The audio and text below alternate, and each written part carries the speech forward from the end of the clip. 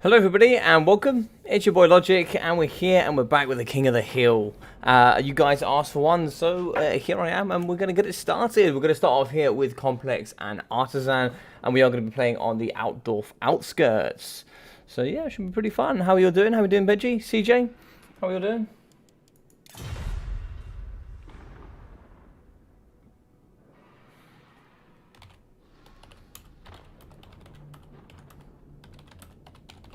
So what we're going to do here, we're going to do, CJ is going to Bantu and pick one, and then we'll go forward from there.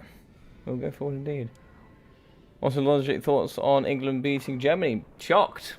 Shocked, if I'm honest. But yeah, nice to see, for sure. It's always very nice to see. So let's move into here and we'll just change these names. Properties, and we'll have... Mr. Complex over here. Oh, apologies. Complex Slayer.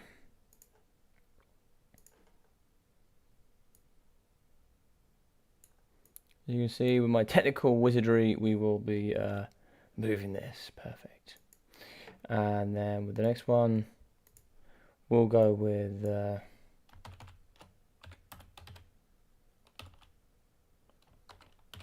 there we go.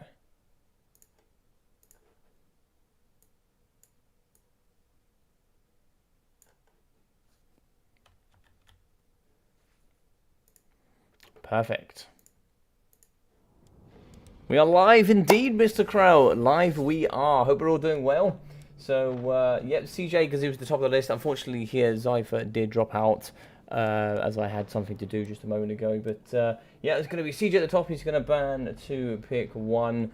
What's he going to be banning here with the VC? I think with VC, you certainly have to ban your Wood Elves. The second one is maybe Elves in general. Maybe probably your High Elves, I think. Wood Elves and High Elves are probably the two you want to ban here. They're probably your most common bans.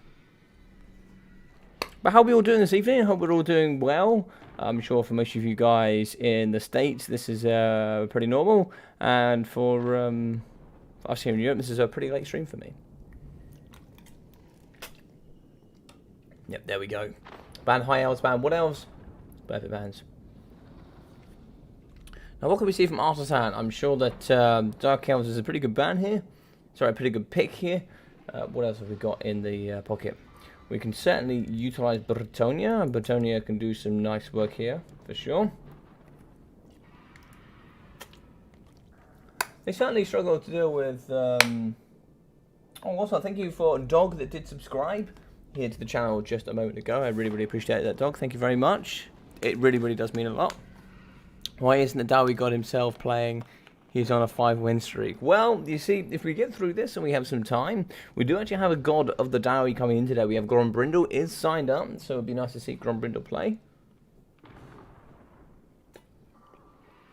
But if we do get through to the end of this and it is a little bit shorter than we expect, then maybe I'll stick on with some of my own Dowie. How about that? So we'd all like a little bit of that. Mr. Gobbo Slayer, have you doing well, buddy? Ooh, okie dokie. So Artisan Tepridge West is going to be coming with his Dowie build. So him and I worked for quite some time on some Dowie. We talk about this matchup quite regularly.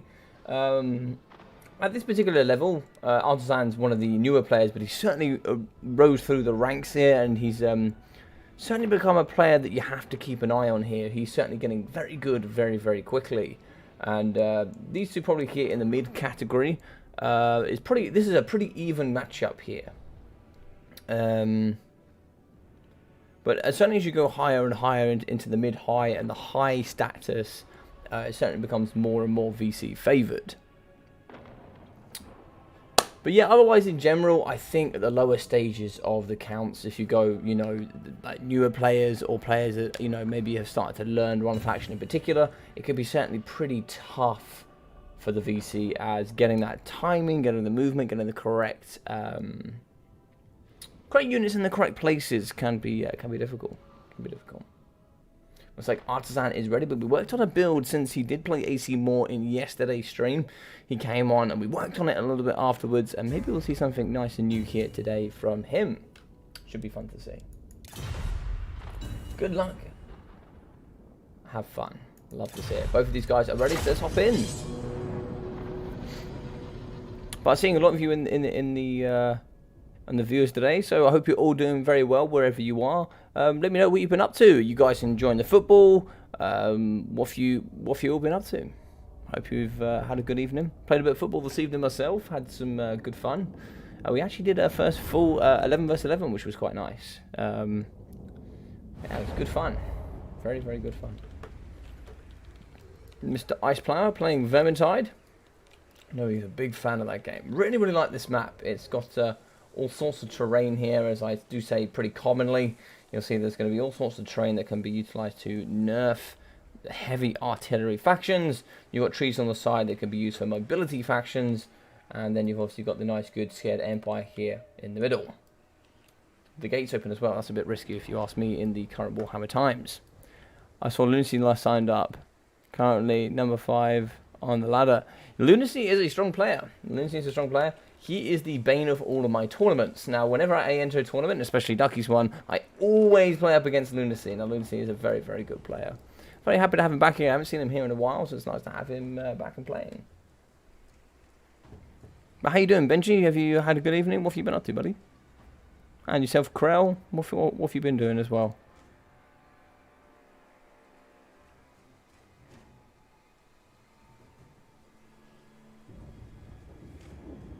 Hello, Zypher. How we doing, buddy? How's your day been? How's your evening been? How are we all? Practice any matchups today?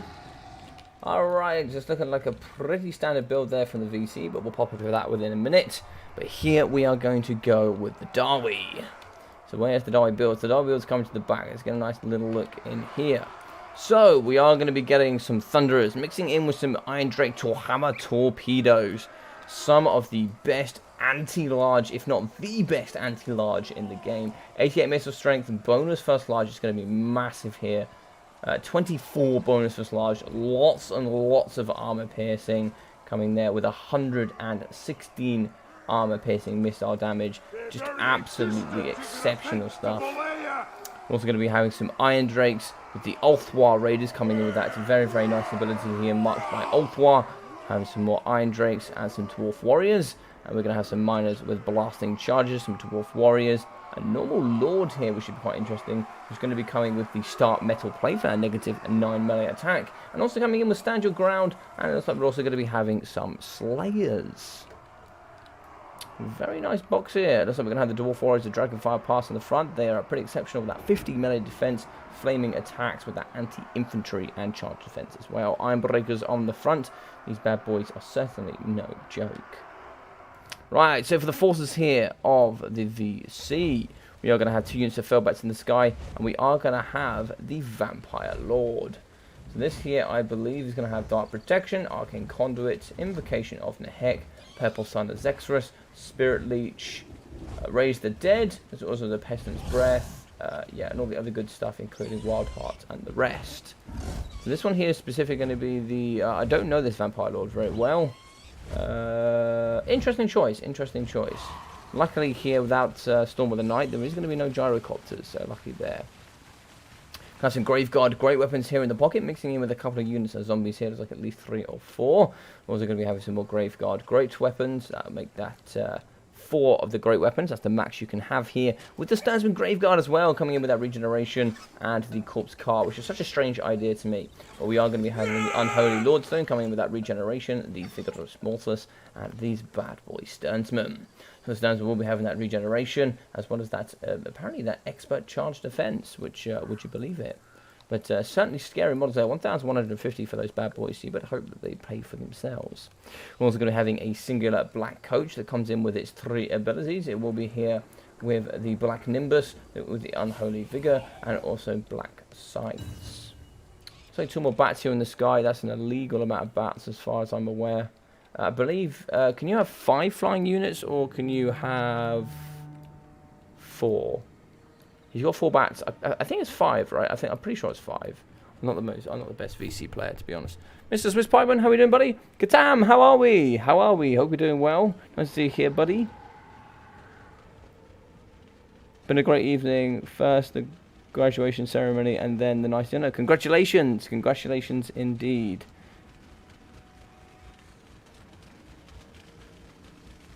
Nah, neither here.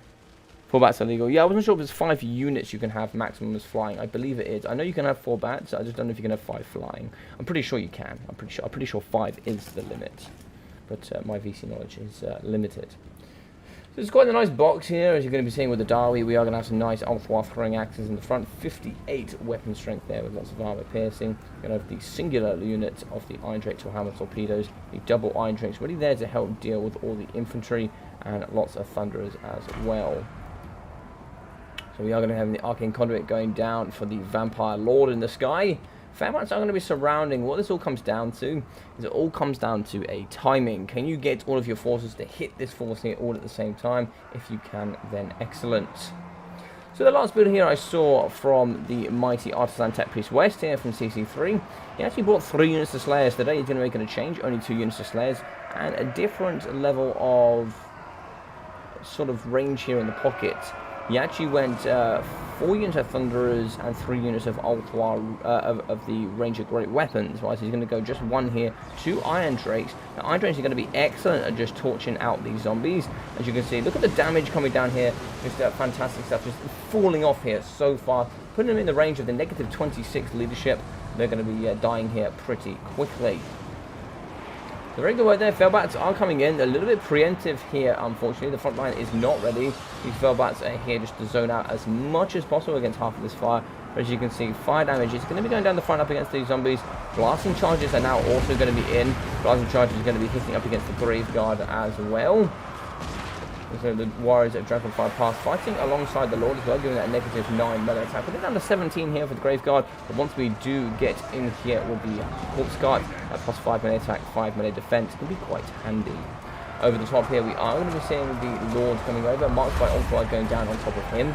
And what's his target going to be? Is if we do get the Iron Drake Warhammer torpedoes in here, they are certainly going to wreck the Vampire Lord. They're going to be getting ready to shoot here, and let's have a look. They certainly should be shooting. I'm surprised they're not shooting.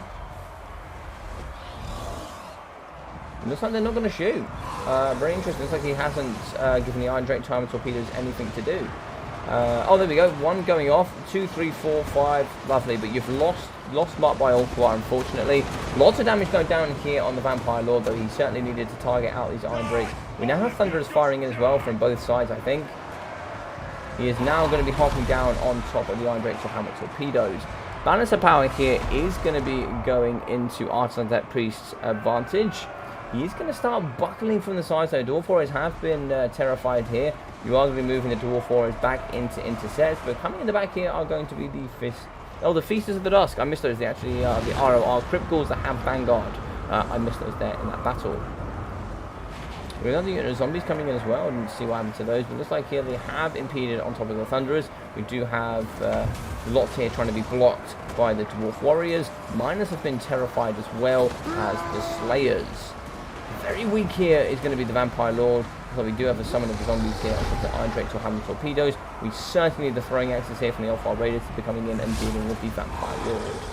We do actually have some Dwarf Warriors that are going to come to the aid here of the Thunderers. If you can save at least 1 unit of Thunderers here, you can certainly win this game.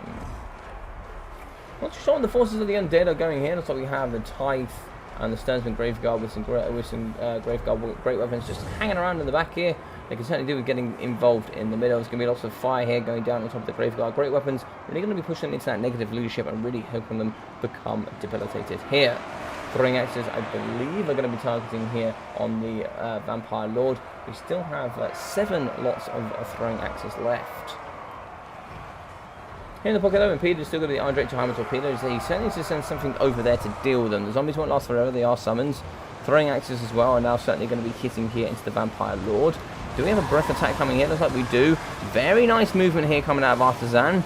That really good movement, meaning the breath attack's only going to be hitting a minor portion here. We're still doing good damage up against that. Flames are going to be going in the sky here on the Neckham Vampire Lord as well.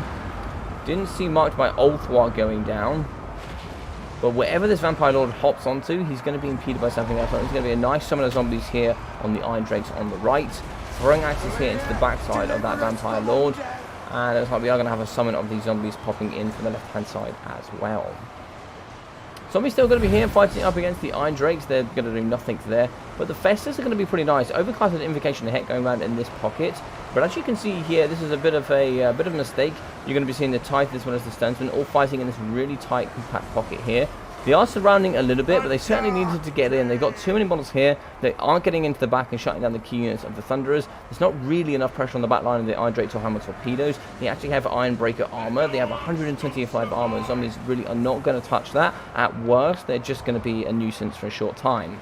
We also here in the middle have the Alpha Raiders nice and free. They're going to be throwing axes here into the very juicy targets. And looks like it just about is going to be the Corpse Cart getting in, doing some healing as well. So he's going to be hopping on top of the Thunderers, but actually the key target needs to be the Iron Drakes. They are perfectly here designed to deal with the Vampire Lord. Good push mechanic coming through, but it is going to knock the majority of the forces over here for the Thunderers. But in come the big bombs here. So you can see those big bombs are coming in, and they're certainly slamming up against the backside. And there we go. That will be him going down. 88 health left. That one bomb did miss at the end. He is going to be healing, but it is negative leadership as well. Marked by Au revoir, but Dark Protection with the increased damage resistance. Negative 134, and that will be balance of power. GG's and well played to Artisan Tech Priest West on a brilliant game here with the Darby. Yeah, fine use 5. I thought it might be.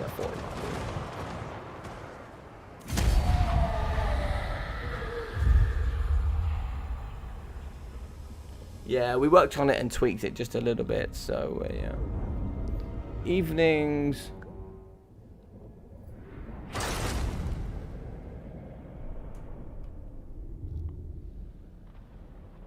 Fantastic. So it looks like here is going to be 1,700 for the Vampire Lord. Bit of an interesting one for me. I think I would have preferred a Helmet Discord or something in there that could have really benefited the units there in the pockets. I really did like this Lord in the front with that star metal plate. It's quite a nice, interesting and refreshing idea. As we can see, the Festus 220. 300, 468, 600 here for the Graveguard, and 430 here for these Graveguards. Dersman getting 370, and most of them here costing about 950 and 1,150 here for the Sternsman. Sadly, not kind of the value you're going to want to be seeing here from your Graveguard. As you can see, the Fellbats really aren't going to pull the weight, 150 being the max from 2 of them. And here the Black Coach only getting 224. You really just needed to be able to get in, and that's what I really like about the Star Metal Plate. I believe it's 25 melee attack, melee defense here for the Graveguard. That -9 is actually really huge. It means although they are going to be anti-infantry armor piercing, they're not really going to get those multipliers because they're really not going to punch through the melee defense here of the very nice dwarfs. So yeah, very good stuff. 270 though for the Lord, 350. 140, 220, and 21 here for the Dwarf Warriors. Dragonfire Pass here in the pocket getting 570. For the Blasting Charges, we're going to get 480, 130 here. And here for the Iron Breakers, 850, 637. Looks like for the Iron Drake or Hammer Torpedoes. Let's get on to those. We're going to have 1,770 for the normal Iron Drakes, 520 and 750. 1,460 here for the Alpha Raiders. Thunderers 644, 1,700 and 780 here for the Slayers. Excellent stuff. Flock of Doom is good, but it's highly resisted is the only problem. I believe Flock of Doom, so the healthier a unit is, the more chance it has of resisting Flock of Doom, I believe, as far as I'm aware.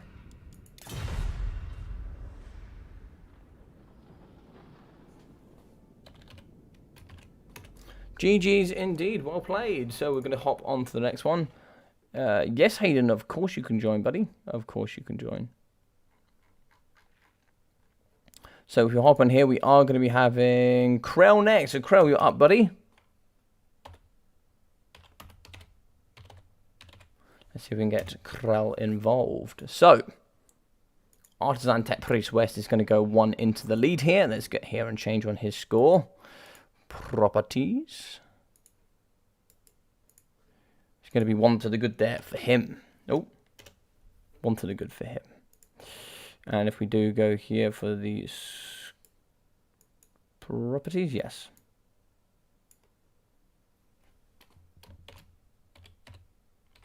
Krell metal.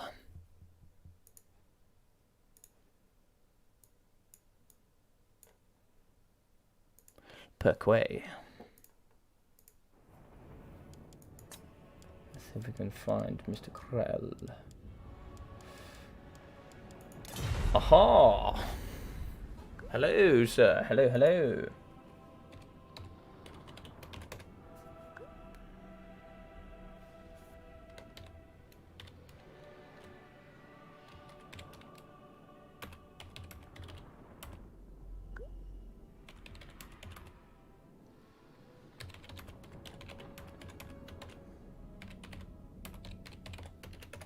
Very sad for me to say that, but obviously you can't be picking Darby here.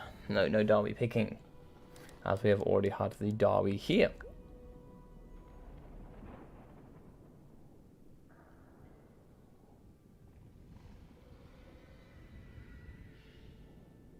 So we're going to change the map, and let's see if we can find the next one that we might quite like. Oh, do you know what one I don't use very often?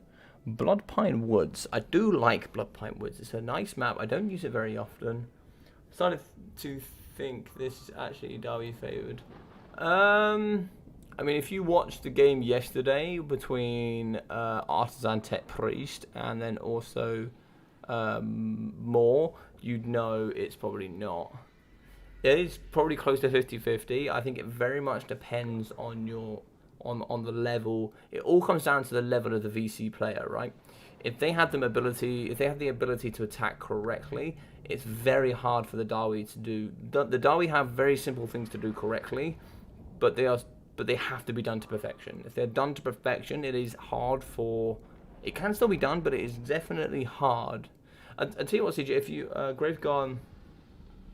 Yeah, so your issue was you actually fighting up against the Star Metal Plate. Normally in this matchup, going to just normal units of the corpse carts can be quite handy. Yeah, and as I've said, you've got Dance Macabre to buff them as well. You can also do that in Overcast effect as well. If also you have 2 normal corpse cards that cost 250, you can get that Vigorous Mortis that gives the... What I like to do is I like to put 2 Necromancers here on just basic corpse cards, give them a rod, and basically just spam them for Winds of Magic. Just spam them, because otherwise that regeneration is going nowhere. You really don't care about it. It's not going to do anything. So just keep that Winds of Magic coming and coming and coming for your Lord. And then you just go in with the Graveguard. But go back and check Moore's game yesterday. It was a very, very good game. He brought an excellent army. And he actually didn't bring a Vampire Lord and a Dragon. He brought a force that I went, this is the most AC Moore force I've ever seen. It was a brilliant game. It was a brilliant game.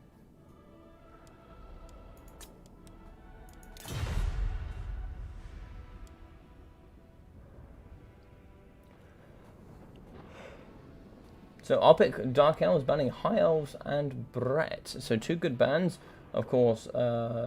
Back, thanks. Yeah, no problem, buddy. I would imagine here Wood Elves would be a pretty good pick because of the map as well. It's a pretty decent pick here. Other things that you can see. It looks like that is going to be the pick here from Mr. Krell Metal. Yeah, there we go. There we go. Say it no more.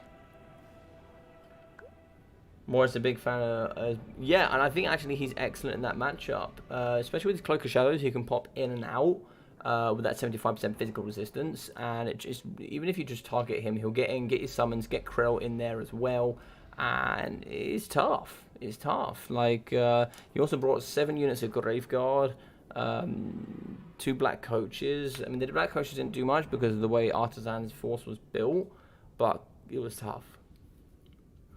Star Metal Plate is nice. The only issue I can see from Artisan Tech Priest's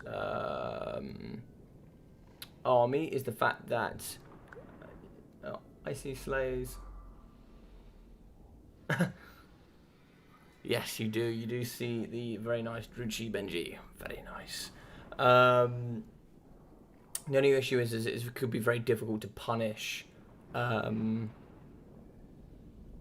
Could be very difficult to punish the Vampire Lord when he does come in, because there's no flash bomb, there's no slow, which I think is very necessary in the Dowie matchup, because the Dowie really can't control this. This is the thing that makes Dowie. I was talking about this with Housebarn and a few people last night, and the problem with the Dowie is they can't really control what engagements they get involved with. And that is one of their biggest issues. Is they are a reacting force. They are a box build force that have to react, because we don't have the tools necessary to be the aggressors. The only ones we have is a full Skyforce.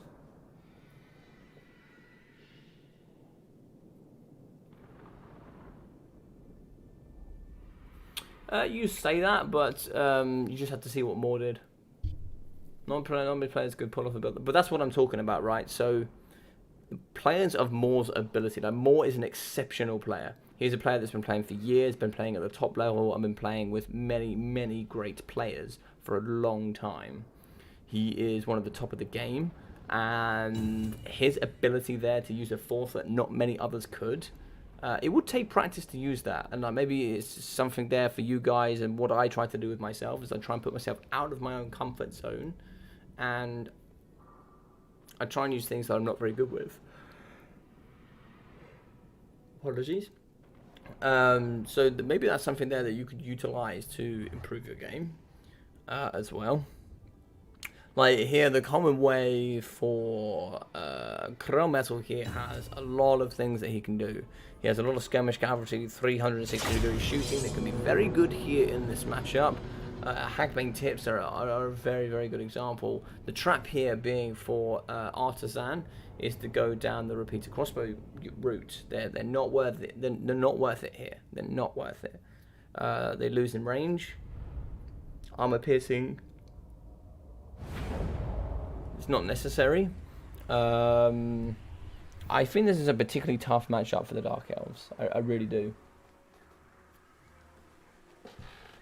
Alright, let me go over here and grab a drink.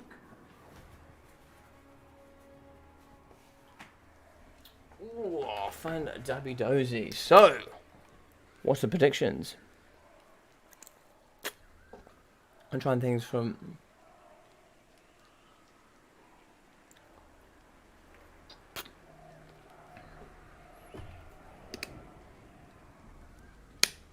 That has normal sized legs.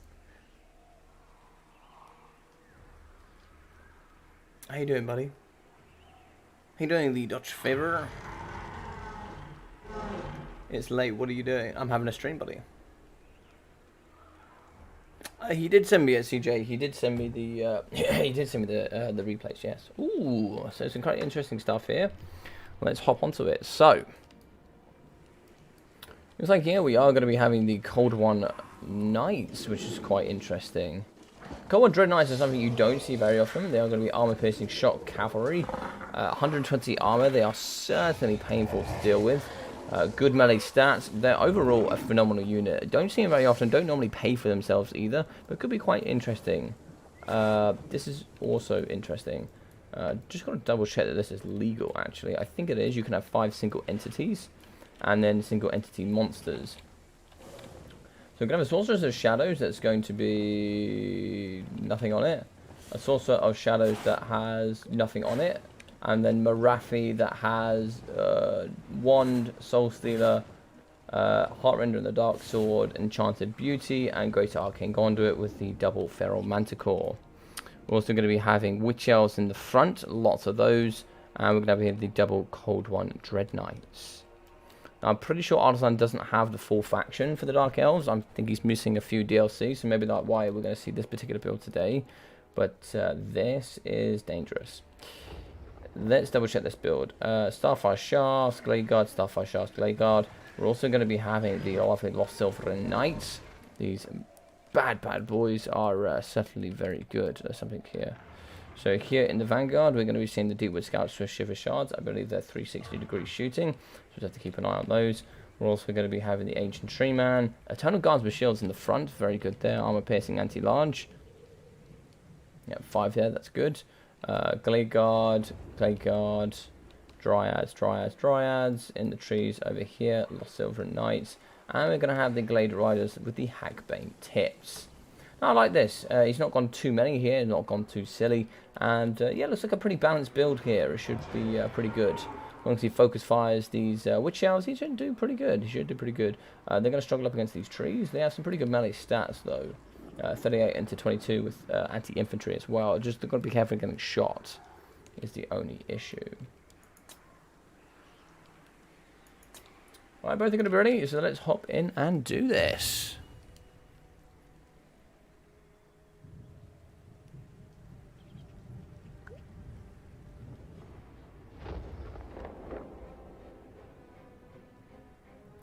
Don't know why, but he wants to try TK mirrors. Fair enough.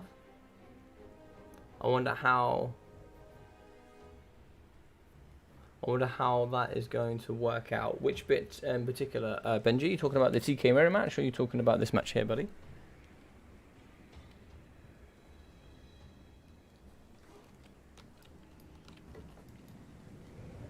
So how many tips are going to be coming forward? They could certainly need to... Oh, this is going to be difficult. 85 speed here. He's got a little bit too far away here. Yeah, but he's now isolated his... I mean, they do have 94 speed, so he's just got to be careful of those. Has he left them on skirmish is the question. 105 speed for the Sorceress' Shadows is a problem. Marathi's pretty quick as well. These Dark Pegasuses can certainly do well. They're going to need some support over here. So they are going to be shooting as they do turn around. Sorceress' Shadows is going to be... Oh, so that's going to be... They're going to be utilized for increase to Winter Magic. Interesting. Shots are going down the front. There's going to be a shred loads of shots going here into the Witch Elves. These ladies are getting absolutely decimated. Very interesting. So a very nice Soul Stealer here going down on the Lost Silver Knights, these bad boys. Do we have any healing? Yeah, I think we have an Earthblood here. Yes, we do. Let's pop in here. Apologies, I didn't go through this. And also we're going to be having the Regrowth, Shield of Thorns, as well as Earthblood and the Calling of the Woods with the Ancient Blessing. This is going to be interesting. So they're all going to be hopping out down together. I think Arslan needed to spread the force here and shut down all of the backline range. Ladies are going to be fighting in the front here, which have Rampage, the Eternal Guards. Good charge in here from the Cold One Dread Knights. Can they get to the back and shut down there? This is going to be interesting. I don't know if Lost... Oh, Regrowth going down. Interesting. And a charge going in there with the Terror. Heads down. Big charge here up against the Cold One Dread Knights. And they don't have any magic damage. And they should comfortably win here, the lovely Lost Silver Knights. What's going down here? I'm not sure what the spell is going to be. Shield of Thorns is going. Very nice. Shield of Thorns coming with the extra physical resistance as well here for the Lost Silver Knights. And if you put them up to a massive physical resistance, 97% physical resistance, no damage is going to come down on those lovely green boys. Shots need to come down. They are going to be shooting here into... I would probably just ignore that and shoot the ladies. You can shoot the infantry. They'll have nothing left to chase you off. As you can see in the back, the Witch Elves are going to be chasing here up against the Grey Guard Starfire Shafts. We also have some more ladies winning in the front line. You need to wrap these Eternal Guard around, really get on the flank here, get in behind, pin them in and get them in from a different force. Only half of these are going to be fighting, you see the rest of them aren't fighting here. So you're not going to be getting the maximum here out of this unit. In the pocket here, it looks like the Lost Silver Knights still going to be going for it. They're going to be down to 2,000 HP. Ferromanticores don't have any magic damage, Witch Elves don't. And the Ferromanticores are going to be coming after the Tree Man now. It's like the Sorceress of Shadows is going to be in the fighting as well. Rampaging here is going to be the other Ferromanticore. And looks like here in the back, the Cold One Dread Knights are going to be pushing. And the issue here with Krell's force is the fact that a lot of this infantry is going to be running rampant. We need to get the Glade Riders in and shooting as much as possible. So the Dryads are fighting in combat. Here over on the side, we do have the Glade Guard, which are going to be shooting here into the Witch Elves. We do manage to get some Eternal Guards back. Dryads will be fighting as well, which is quite handy. Looks like we have the armor-piercing Glade Guard Shaft. It looks like they've been left on... Yeah, they have been. They've been left on skirmish, which can be a little bit of a problem sometimes. You can actually abuse that mechanic, and maybe I'll go through it one day, but you can certainly abuse anybody that leaves it on that mode. If you want to stop them from shooting while still putting pressure on a pocket. It looks like here the Witch Elves are still going to be fighting up against the Dryads. Dryads should win that. There's too many models there for them not to win. Oh my god, maybe actually they're not going to win. They do reduce that melee defense thanks to their ability of them rampaging. But they should win that. They have some pretty good stats, and also they punch with that physical resistance, so they should win. They should win. So in the sky here, it looks like the Sorceress of Shadows is going to be struggling. She's going to be down to 500 HP, maybe a couple of volleys here from the Blade Guard. So as you can see, no volleys went through there when she did charge because they turned around. Looks like the animation was broken. Soul Stealer is going to go down here on the Lost Silver Knights. We do need a regrowth in here if we can. The Tree Man is going to be fighting in the pocket. Where is that Tree Man? He's going to be at half health. Scroll of Shielding going down on him. Perfect. As he is going to be fighting here up against Witch Elves, up against Manticores, and he's going to find himself in a bit of a problem there. You really want to get some of that poison in and really help the Tree Man. The Tree Man is going to be the key variable here. Lost Silver Knights are going to be fighting up against the Cold One Dread Knights, and as you can see, we have Marathi in the back here fighting up against the Glade Guard. We have some more Glade Guard in the back. Get them in and fighting. Shots coming down from the Glade Riders. The Hagbane Tips are going to be shooting here into the lovely ladies. They have broken from the Dryads. Dryads should stop Rampage now, but a big fat charge coming in for the Cold One Knights. Perfect there with that very, very good armor piercing. So we are going to have the wand coming down here on top of the double Eternal Guards with shields. As we have broken the ladies, it does track. Now, there's going to be a nice fat line going on here. It's only going to hit the middle portion. It does kill quite a few, but they are going to be rampaging over here to the Cold One Dread Knights. We have the very nice armor piercing Lost Silverin Knights and the Eternal Guards here fighting as well. If we do come back to this pocket, we are going to have the rampaging Ancient Tree Man, who's still going to be fighting here at his absolute best. Looks like one of the Fairmount horses is going to be down to half. Very nice here with the Hagbane Tips. They're going to be coming in shooting the ladies. Balance of power here going to be in the Dark Elf favor pretty strong at this point, as you are going to be losing your Tree Man. You could really do with healing your Lost Silver Knights. They are going to be breaking. That's a bit of a shame. That looks like it's going to be balance of power. It will be, and that's GG's and well played. How we doing, Shetland? How you doing, buddy? Hope you're doing well.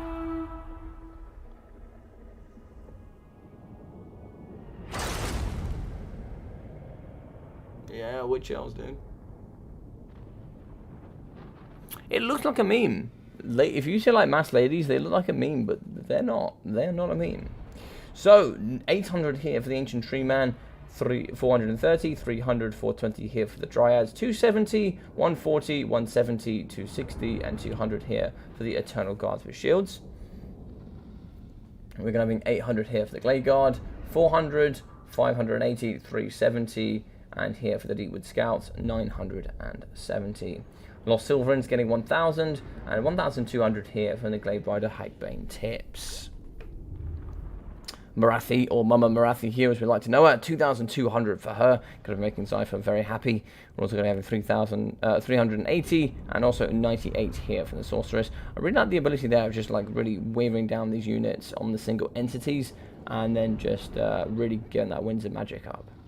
Looks like 880, as well as 655 here for the Manticores, 440, 850, 1,100, 750, and 950 here for the Witch Elves. 160 kills, 1,870 for the Cold One Knights, and 1,200 here from the Cold One Dread Knights. GG's indeed. 100 skinks. How you doing, buddy? That was an awesome build. Nice to see you here, 1,000 skinks. Hope you're doing well today. Big support in Krell here. I like the build, Krell. I like the build.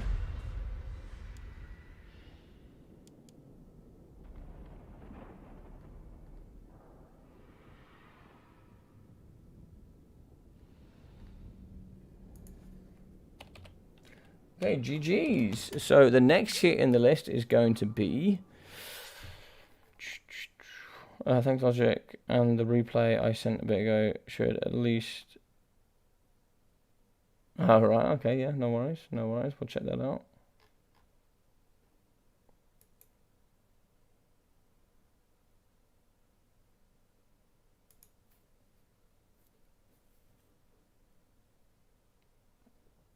So, it looks like here we are going to be having Ember, so I don't know if you're ready, Ember.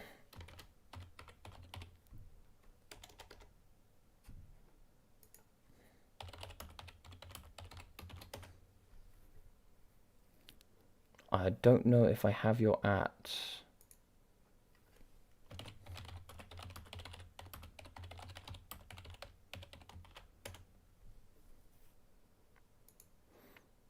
All right, looks like we'll try and find the Friend code here for Ember.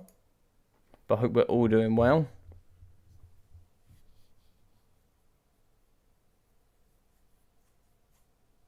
Master of the Pegasus would have been cheaper though, with better melee stats. Oh, that's a good interesting point, yeah.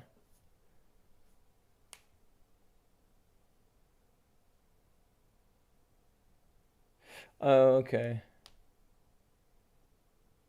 I mean, I loved it. I've never seen it. I've never seen that like that before, but that was interesting. Right, let's add Ember up. So I think Ember here is a newer player in the scene, so it should be quite interesting to see how they play.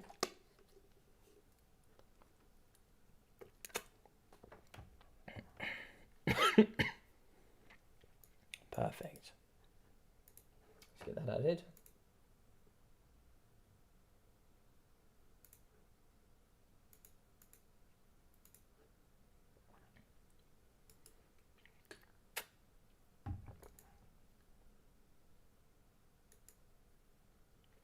You have been added.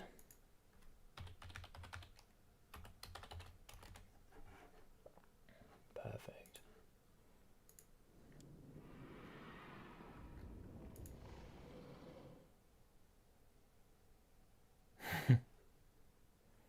I love it after then. I love it.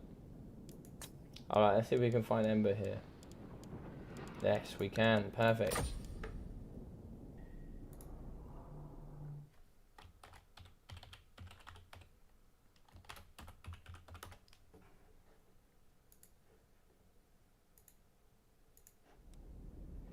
Hey, Kraken, how we doing, buddy? Nice to see you here. The Derby legend, Kraken, coming in with the big win here. And Shetland Apache getting big wins for the Derby yesterday. Fantastic stuff.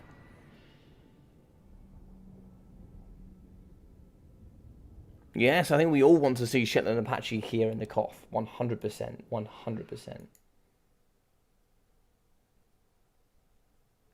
Right, let me have a little look here.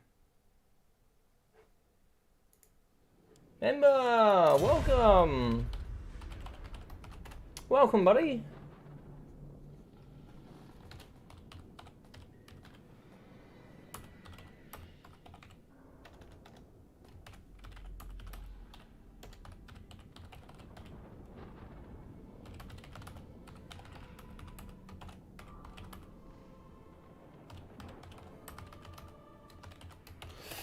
Saying the not Derby hurts me. Evolution of Gaming, how we doing? Nice, I found you. How are you? I'm very well, Evolution. How are you, buddy? Hope you're doing well. Mr. Moore, how are we? The legend himself, you just missed. We were just talking about you and your game. You brought fantastic build yesterday, sir. I must admit, you beating the Dowie was painful, but watching a clanmate play so well was lovely as well.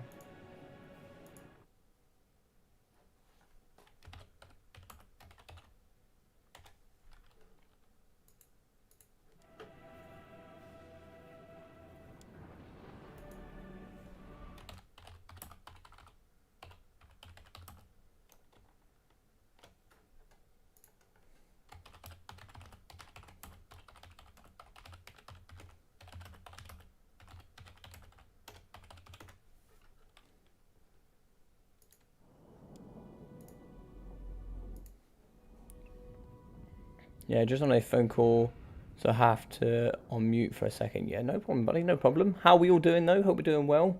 Welcome to the channel, by the way. This is going to be a bit of a later stream than I normally do.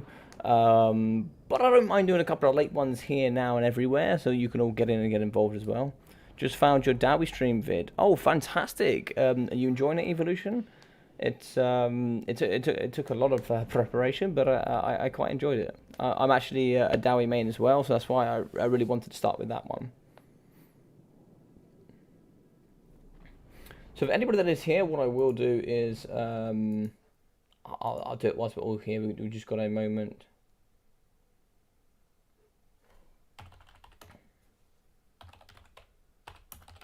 Perfect. So what we will do is I'll go onto my Discord and we'll go.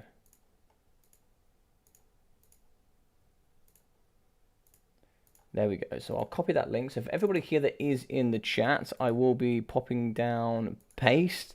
That there is going to be a link to my Discord.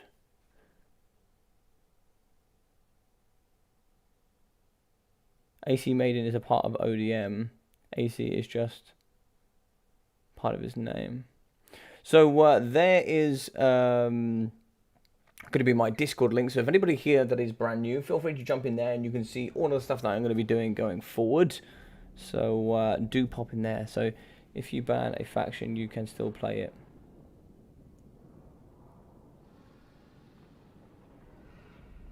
Let's have a look what you guys are saying. AC Maiden. Yeah, AC Maiden is just part of his name. Yeah, he's not part of AC. No, I don't believe. Yeah, that's what Moore's saying. Yeah, that's what I believed. Yeah.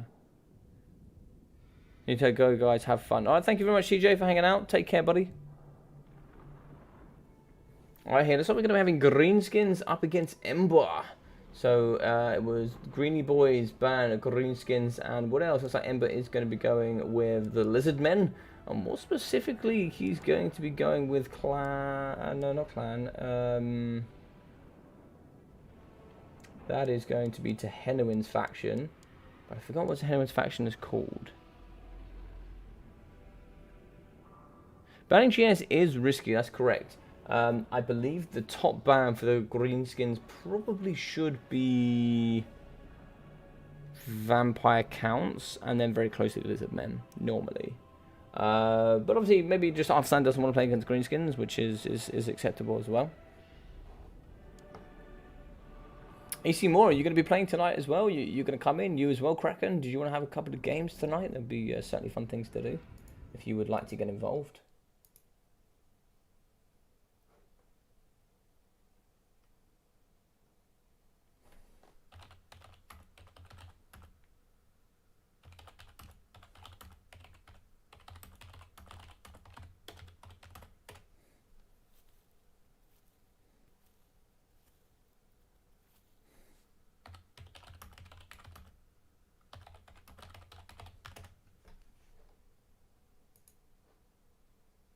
Ah, fantastic, Mr. Geese Howard.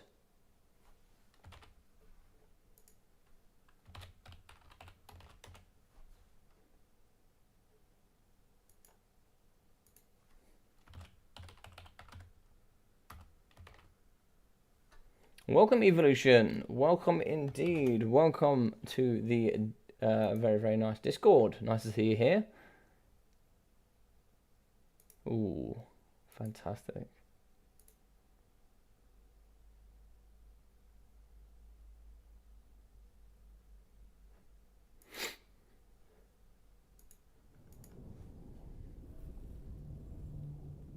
I've always loved the dwarves. Yes. Oh, welcome to the clan Evolution. Welcome to the clan of the Dawi. You'll find here we have a lot of Dawi lovers with Big Shetland, Kraken, and the co. Collect 40k mostly. Well, listen, we're hoping here. So for the fantasy side of things here with Total Warhammer, we're certainly going to go into Total Warhammer 3 coming forward, where we'll be having all of the demon factions coming in, as well as Kislev and Cathay. We'll also be having a surprise faction as well, but once that is done, I am sure that 40k Total Warhammer will be around the corner. I would be very confident of that.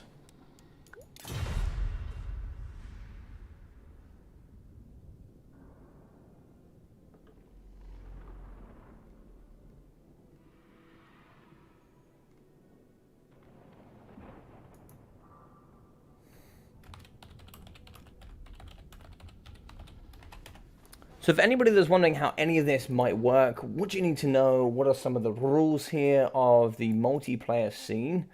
For some people who might never have done this before, in the chat here, I'm just going to be leaving a link here to what we call the banner rules. So the banner rules are the rules that we all play by here. That you'll see like maybe I might say, oh, they've got 4 or 5 of these, 6 of these, 12 of these, whatever it might be. they're the rules we follow there. So if you click on there, it's pretty self-explanatory as you go through. We'll go on to the battle rules. I'll talk about it as you open it. So it'll be on the front page. It will then go through thanks to Eric Krasik and the Crow, including Shetland Apache here in the past for building it. It will then go on army limitations. So how many things you can bring, what's the minimum army size, which is going to be 300 here at the current stage of the game. It will define the attacking rules, maps, single entities, late game, etc. And then what it'll do is it'll go down into the breakdown of the faction limitations. There'll be pictures. The first one will be Beastmen. It goes alphabetically, and it will show you, it has a very, very good key down the bottom there called Legend, and it will show you, for example, here if we take the Beastmen, you can take 5 or maximum 5 of any of these units here. So you can take the Ungors, Gors, or the Ungor nice spearmen there. So, but also you can take like collections of 8 of the same variant, etc. like that. So it really helps you define and build your build. But if anybody has any questions here going forward, please feel free to ask as many as possible. There are no stupid questions. Unless, of course, Catan has some. Oh, no, not Catan, sorry, Nekabit. Nekabit always has stupid questions, apparently.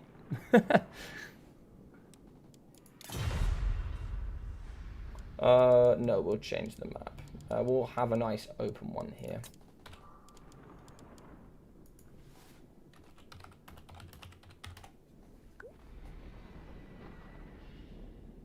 So, I was playing a little bit with Artisan Tech Priest last night, and we found out something quite interesting now that you brought up Khalida.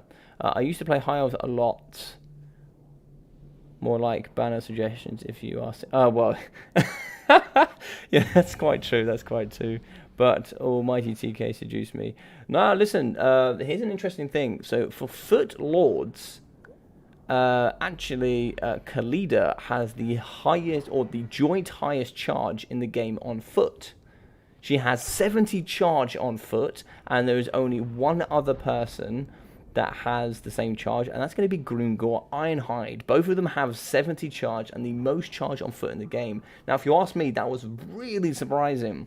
And we did some 1v1s with just some lords up against each other to see sort of who stood hand-to-hand up against each other, and just some really quite weird attacks. But you can understand and you can see how it's utilized in her melee stance on foot, how you can really utilize that full attack animation, if it were.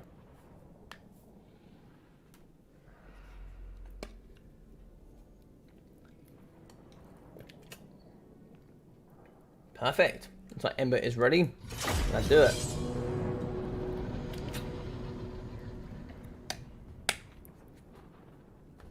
But yeah, what sort of questions you guys have for me whilst I'm here? This is also going to be a pretty relaxed stream, so feel free to ask some stuff. Melee Footlords really aren't good though. Nope, that is very true. That is very true. In the current meta of things, Melee Footlords are not great. There are some instances and some matchups they can be great. This current stage of the game, it is not.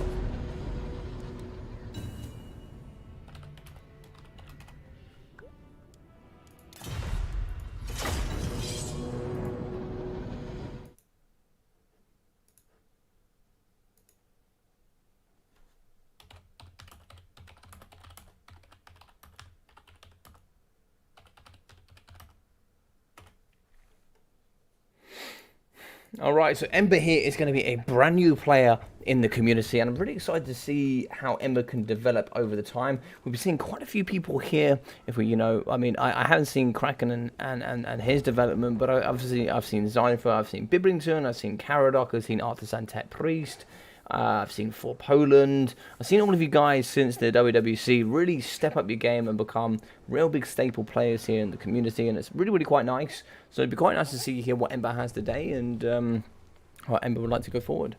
Logic, here's a question for you. Could you watch my TK game with Complex at some point, please? Some serious weirdness went down. Yes, I will change the names. Thank you very much. We'll change that. Yes, of course I will, buddy. Yeah, of course I will. So we'll be having Ember. I like the name Ember, actually.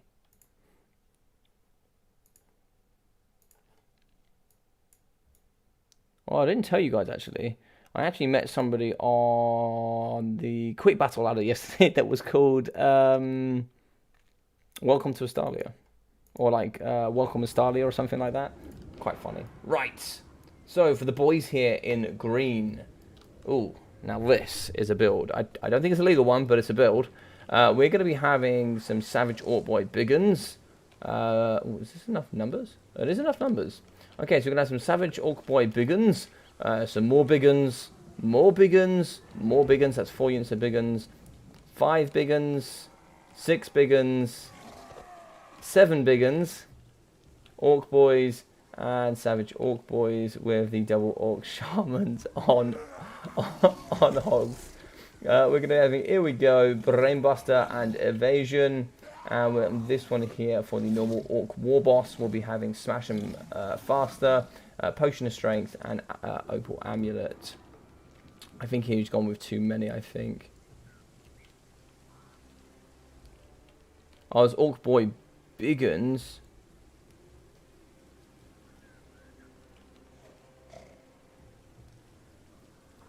I think you can only have 4 Orc Boy Biggins. Alright. So, for the Lizardmen, with their awesome colour scheme, by the way, I love this lime green that you get from the sub-faction. We're going to be having Temple Guard in the front, and he doesn't know just how valuable they're going to be. Red Crested Skinks in the back for the armor piercing and poison. Saurus Warriors here with those shields, and we're going to be having some more Red Crested Skinks. The nice Javelins here. Look how nice and green these bad boys are. They are just... Look at them. Look how nicely they're designed. That's so awesome.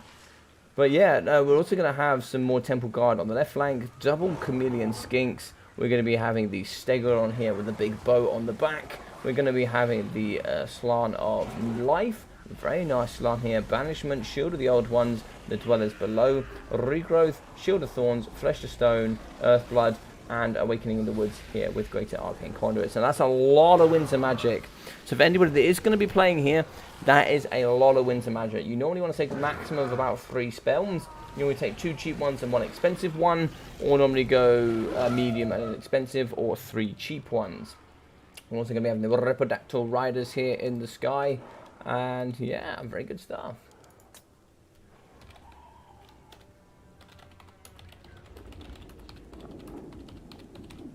Starts when you are ready. Oh no, poor Ember, we won't have fun.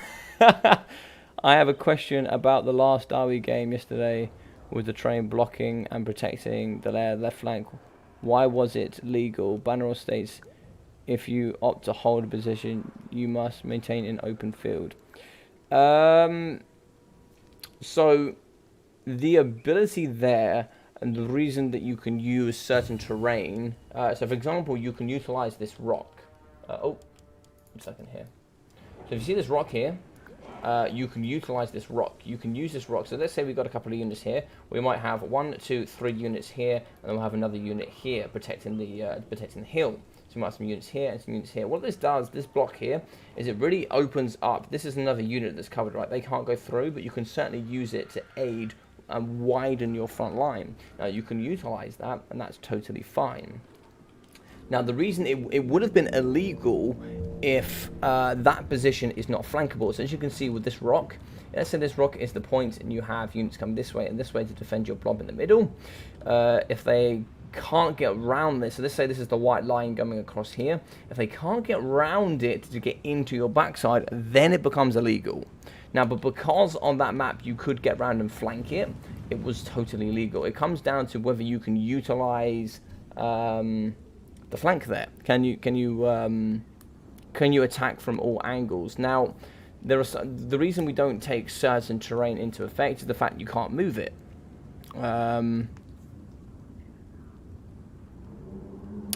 Yeah, it is a large size of the map, but it is legal. I don't really know. It just is legal.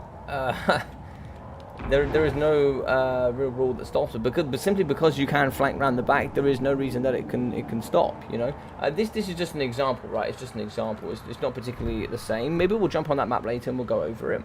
But it is legal. It's totally fine. But let's hop into this and we'll talk about it afterwards. So in the front, we are going to be having the Orc Boy Biggins here charging into the Red Crested Skinks. Ooh, a very nice banishment coming over here on the top into the both of those two. Very good work there from Ember. As we can see, we have the boss as well as the going up against the Stegodon here. Lots of anti-large boys here.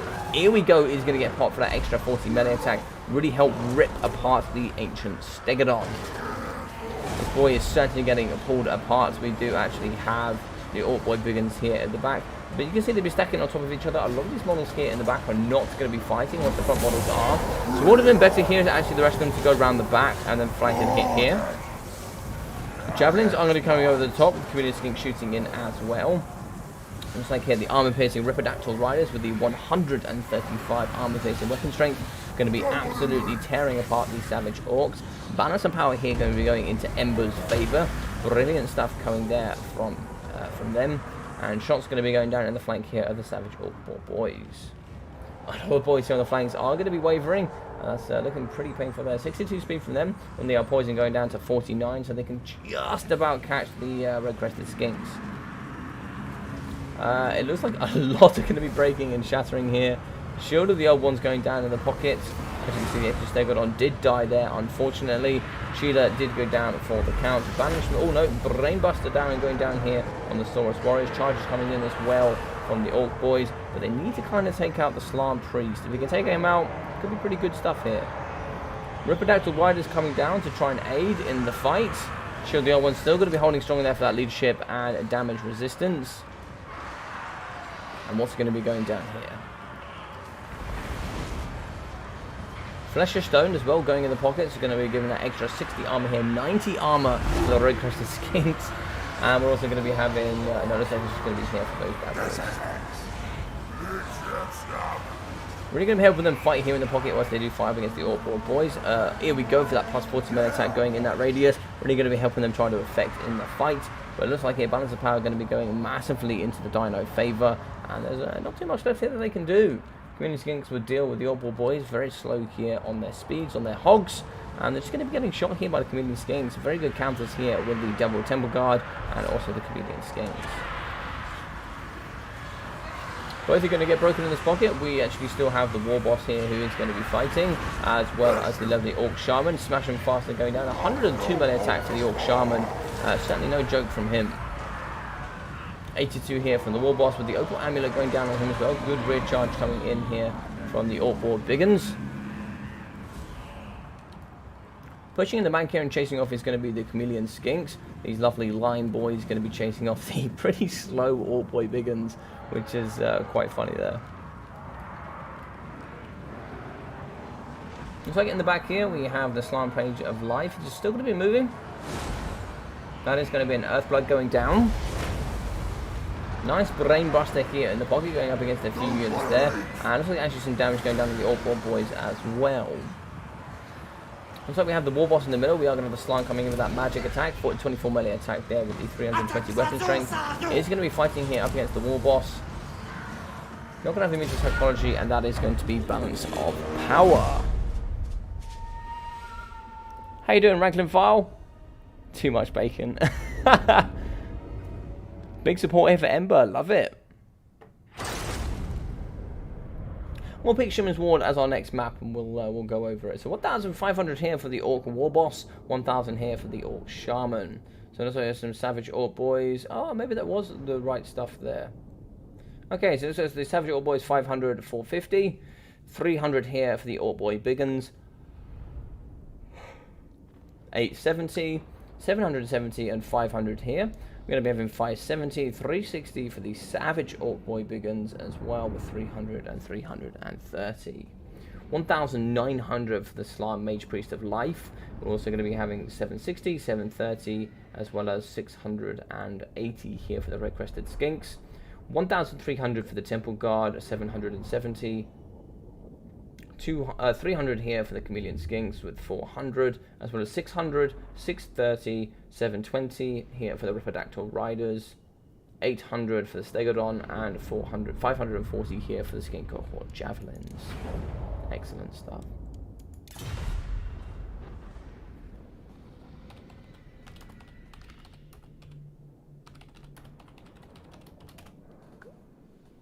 Alright, so next on our list here is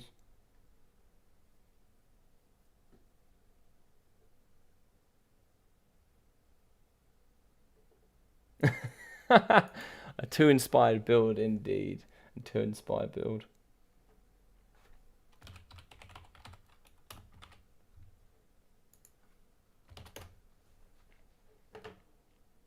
Alright, so we do pop through here. We are now going to be having Benji. Benji, you're up. Let's get it going.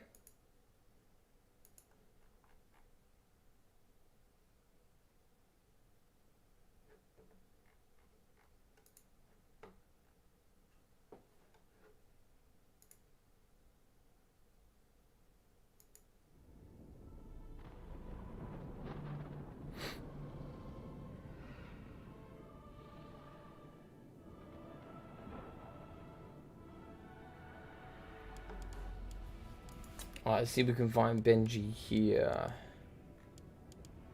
Can't see online, Benji. The lobby is going to be open. It's going to be 1, 2, 3 for whenever you're ready. Sorry, man. I'm not at home yet. 30 minutes or so. Yeah, no problem. No problem at all. Alrighty. So let's go through to the next one. We will be having Mr. Grombrindle. So hopefully Grombrindle is still around. Should we get the man, the myth, the legend in here? Chad Thorgrim, let's get you in. We'll go on the Shimmer's Ward next.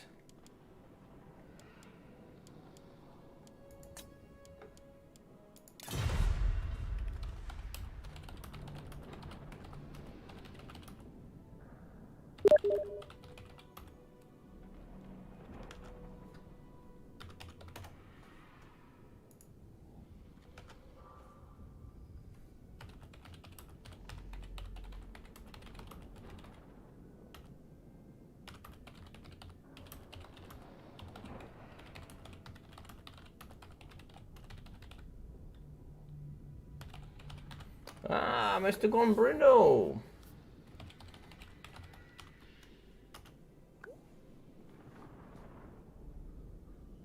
All right, Mr. Chad Thorgrim.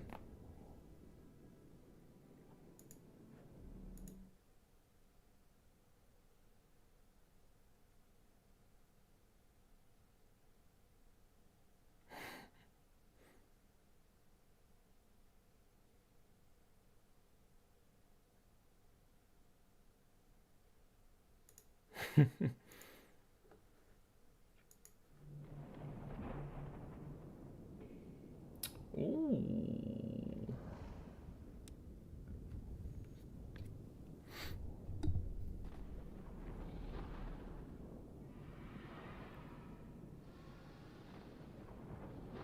West is what it stands for. The W in ATPW stands for Artisan Tech Priest West.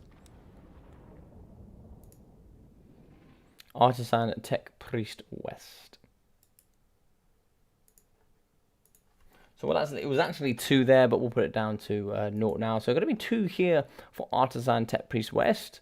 And if we go through here to Ember, they're going to be taking the lead here with 1. So we do pop on to Grombrindle. A very good Dowie player here in the community. If not arguably one of the best.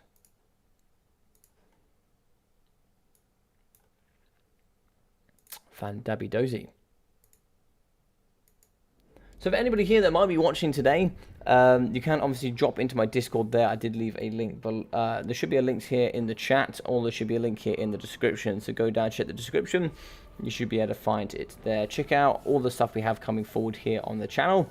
Also, if you are brand new here, I would appreciate it if you did drop a like if you are enjoying the content. What that does there is it acts as an interaction here for the video and really spreads it out to the wider community here of YouTube and brings new people in that can really help and enjoy the content just as you are as well. If you'd like to support me even further, what you really could do is also drop a subscription if you are enjoying the content. What that does is it really helps me grow towards that 1,000 subscribers where I can become a partnership here with YouTube and also can become a partnership here with CA as well, bring you guys more content, and I can actually bring you early access as well. So what it means is when it comes out in the earlier weeks, I can bring you more stuff, talk about more things, make more videos for you guys as well. I have more stuff ready to go, and I can do more for you is what I can do.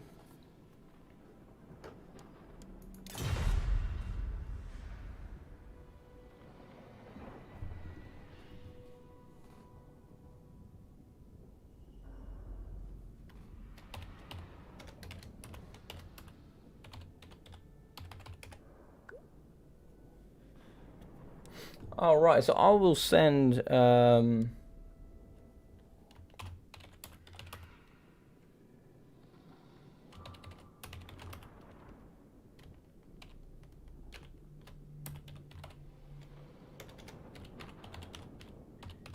So what's going on here is it looks like Ember has banned Harganeth and Clan Pestilence. Now, just in case Ember is listening or is hearing, you don't actually have to play the sub-faction. You just play the faction, which is fine.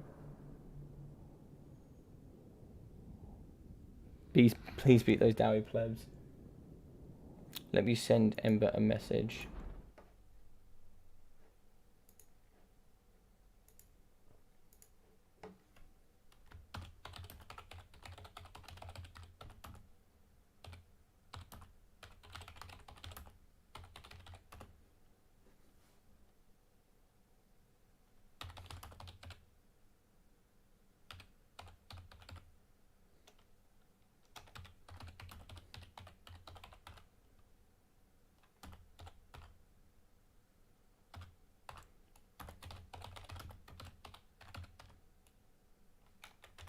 Ooh.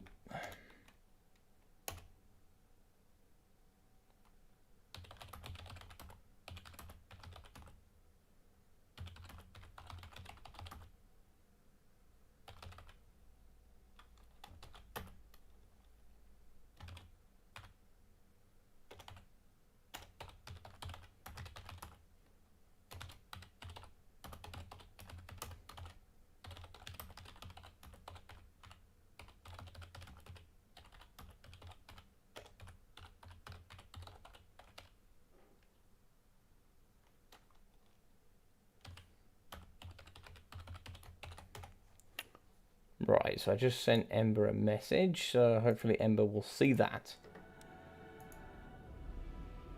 Oh, I love it. I love it. He's actually got a sub-faction as well.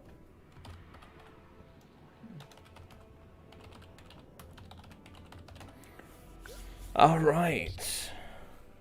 Good night to everyone else. Good night, Zypher. Thank you very much for hanging out, buddy. I really appreciate it. Late, take it easy. It's late here too. Where are you at, Krell? I can't remember where you're at. Are you UK based as well? Or are you here in Europe?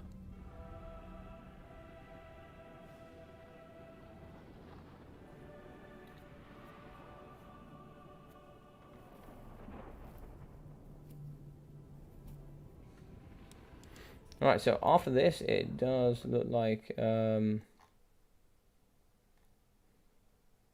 play There's Still Time. Of course, Katam. Of course you will. I'll put you here on the list.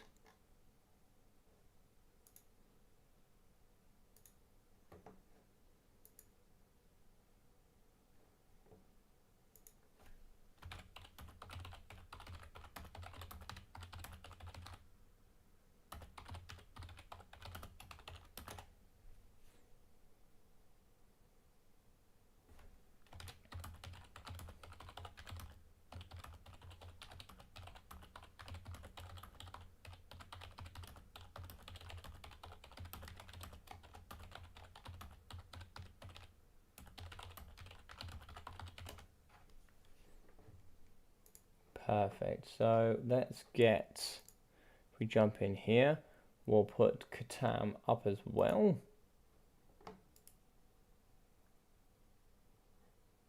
So edit here. So that'll be number 10 there with Katam.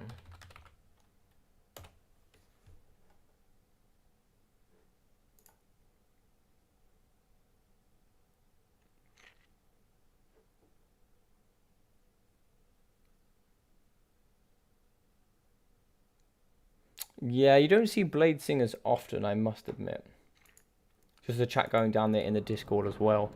Just up the A1 from you. Oh, okay. Fair enough.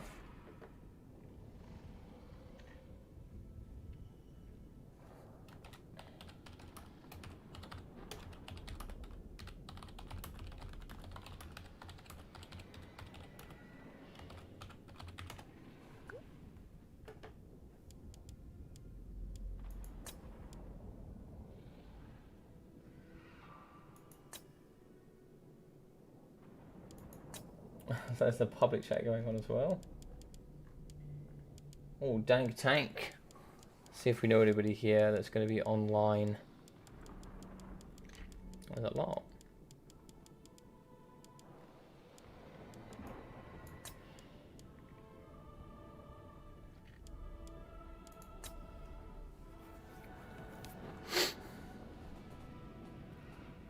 That's quite nice. We're going to see a couple of sub-factions here. The nice thing here about Avalons, they have access to the trees. So they have Dryads, they have Treekin, they have some very, very nice faction items. You're not going to get anything special here for Krakadrin. Just going to limit it to all of the other lords.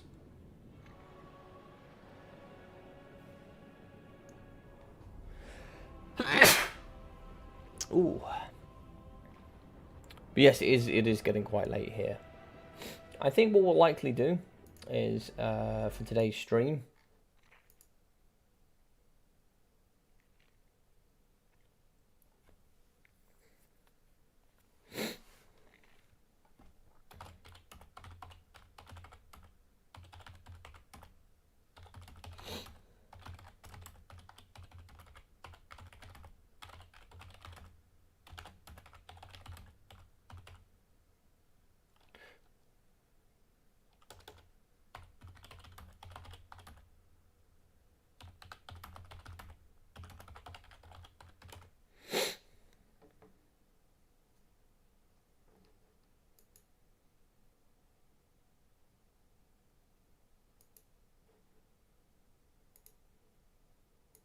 right, roger that. Let's do this. Right, both are ready. My bad. Let's get into it. Excellent. So, what do you fancy? So, this is normally very, very high elf favored. It's probably one of the Dowi's top 2 worst matchups.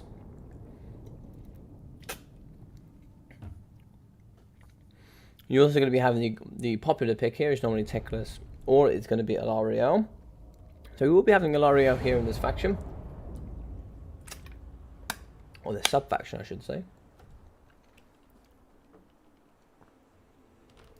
So we're looking over here, and we're looking at. So as you can see here, it's relatively sizable, but it's not impregnable, right? So yes, you can't go through it, but you can certainly go around it. And the army was deployed here, right?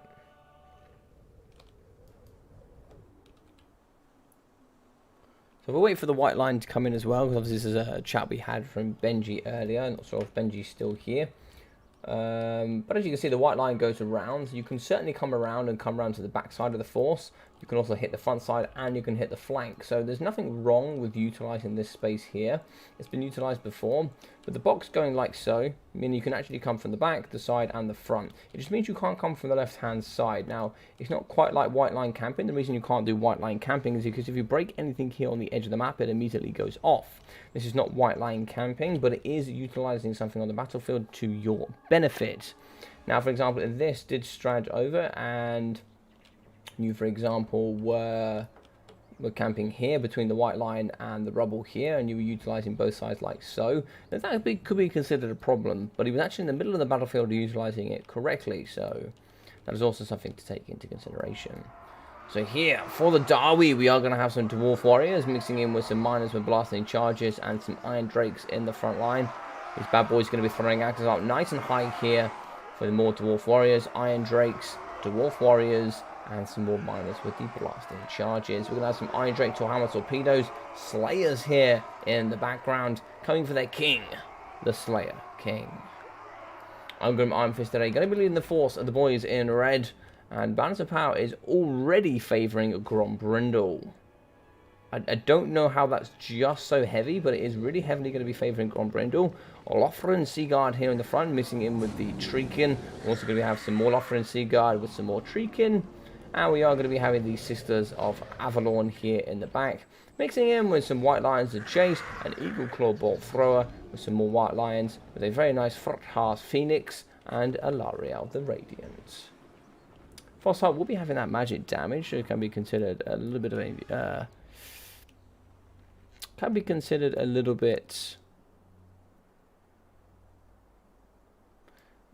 a interesting move, because it will be negating 25% of the damage here of the Frostheart Phoenix, but it does have good AP and good negatives. So if we do pop over here, will be... Oh no, for some reason that changed.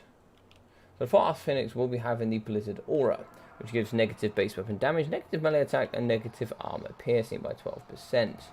So it does some very, very nice things, but it will be negating 25% of its weapon strength here. Trees against axes, silly elves. Yes, they're also going to be having magic damage as well, which will negate a lot of that. We are going to have lots of fire damage on the side of the dwarves as well, giving that extra there. Now, common picks here, White Lines of Chase are excellent at dealing with almost any infantry you can get from the Dawi. Also having very cheap range rather than Sisters of Avalon, but very cheap range can do quite well. Now, what can I see here with the build, and this is a common build thing I see from a lot of newer players, is you can see we're going to be having 1, 2, 3, 4, 5 units of range with 4 units of infantry. Now, the problem is there, you don't actually even go 1 for 1 for infantry. You're not going to be able to protect it, and you have truckloads of infantry here for the dwarves. Volleys are going to be coming down here in the front on the Iron Drakes. Not too much damage value is going to be going down, but you're not going to have enough fire here from the Sisters and Co. to do the damage that is necessary. Now, Sisters of Avalon are getting very close here. They need to be shooting, but it looks like they're going to be going into melee combat. No, it looks like they are going to be dropping back. Ooh, lots of fire damage going on the Sisters. Only 40 armor for them. Hello, For Poland. How you doing, buddy? Hope you're doing well. But as you can see here, we are going to have in the trees fighting up against the very good dwarfs. We are going to have Fair's protection go down for that increase to armor and melee defense. Very good stuff there. Let's see what Alaria the Radiant was coming with today. She's going to be having Tempest, Shield of Thorns, Earthblood, Fair's protection, the Stave of Avalon. So she's not even going to come with her best ability. Her best ability is actually going to be the Star of Avalon. This is going to be the Stave. The Star of Avalon actually offers some really good healing. Sorry, goddamn body. It's going to have some very good healing.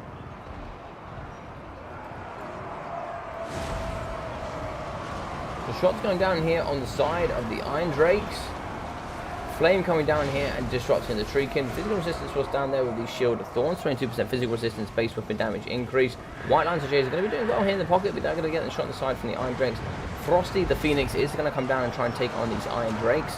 Is she weak to fire? No, she's not weak to fire, but as you can see, lots of fire damage coming into the backside of the White Lines of Chase. Shots are coming down here for the Lothran Seaguard, and mightily close is the Eagle Claw Bolt for her. It's pretty much walked to the front line and now started shooting. Shots are going to be coming down for the Lothran Seaguard. They are going to be hitting all the boys here. Slayers are chasing Dwarf Warriors as well. They are going to be coming in and fighting up against the Lothran Seaguard, just so the ladies here of the Sisters of Avalon can run. Going there with their green capes and our lovely blue bows. They are going to turn and burn here, I'm sure.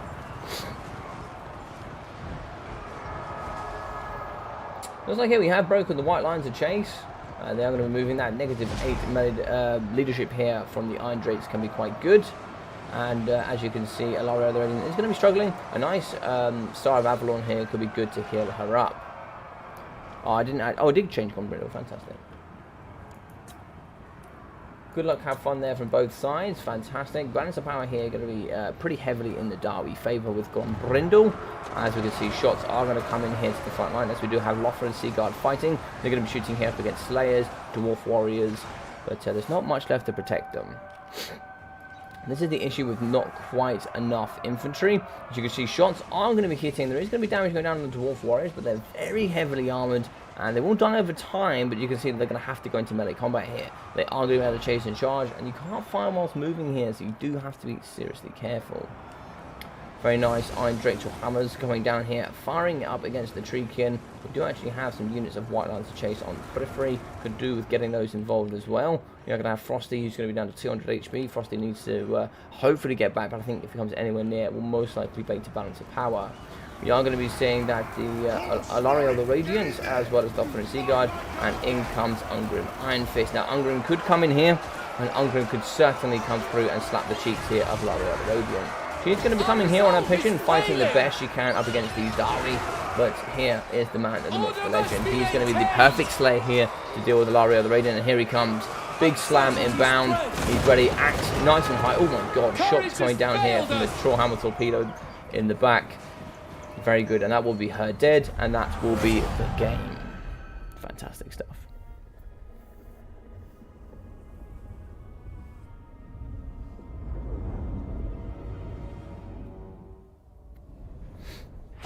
Perfect. Let's go over with Chad Thulgrim. 940 here for Ungrim Iron Fist. 170, 220, 170, 170, 220, 370, and 200 for the Dwarf Warriors and the Miners with the blasting charges. Clap those cheeks indeed. Cheeks were clapped. 124 here for the Slayers, 640 for the other Slayers, and the ROR Dragonback Slayers, 1,730. 826, 838, 429, and 1,641 here for the Iron Drakes. Trollhammer Torpedoes, 1,050, 1,472. Alaria the Radiant, 282 for herself, 760, 300, 880 with 168. 230 here for the White Lions, 190, 230 from the Sisters of Avalon, 375 for the Eagle Claw Bolt Throwers, 350 from Frosty the Phoenix, 197, and 81 here for the Treekin. So how could you go about improving this build? Now, where you could simply improve this build, I don't think Treekin are particularly great here in this matchup. They do have magic damage, and Dwarves have a minimum base of 25% magic resistance. Therefore, all damage coming down onto the Dwarves is negated by 25%. Now, that is going to change in Warhammer 3, but let's not get it too complicated here. I would say drop those Treekin, pick up a couple of extra units of the White Lions of Chase, and you're already looking a little bit better here. You've got units that have good armor piercing, that don't have magic damage. They also have good armor, so they're going to be pretty tanky. Treekin are very good at holding, but you really have nothing to punch through this line. My idea as well, as you can see, Sisters of Avalon 230 and 190, but you still got some pretty good value from the Sheepalothra and Sea Guard. So what I would actually do is maybe go sell these Sisters as well. So sell the Double Sisters, sell the Treekin, get maybe 4 units of White Lions of Chase, and maybe go 5 units of Lothra and Sea Guard. A little bit of money left over as well, and with Alaria the Radiant, bring the Star of Avalon. That is maybe something I would bring for her. Probably drop the stave, pick up the staff. Drop the stave and then break up the Star of Avalon for that healing as well. It's always very beneficial. Frosty is very nice, but Frosty also comes with magic damage. If you wanted to have some more monstrous infantry, you can certainly go into things like War Lions. War Lions are very good if you want to use something like that. The other things you can utilize as well is maybe, I would just say more infantry. Like, really good infantry in this matchup is maybe going Rangers. Rangers with their anti-infantry, which means they get increased stats there when they're fighting infantry. Very good against the Dragonite Slayers. They struggle against armor, but they're very good up against Slayers. Slayers have no armor. They have pretty good stats, but if you punch through the stats with the anti-infantry, you get multipliers there on your damage, and you can just wreck Dragonback Slayers. They are perfect. I always think going 2 of those and at least 4 units of the White Lions is a pretty good infantry front line. You could bring Lothra and Sea Guard with shields if you like. You could bring naked Lothra and Sea Guard. I think normally just 5 units of the normal Rangers are pretty good. Pretty good indeed.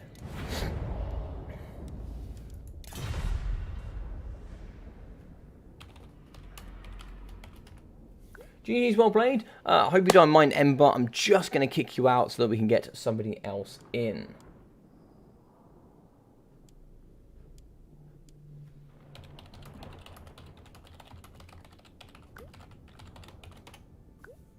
Thanks, Logic. I'll be sure to apply to that my next strategy. Yeah, no problem, buddy. What we'll do, I'll send him a message now, is we'll be able to go... Of course, Shetland, of course I can put you in, buddy. No problem.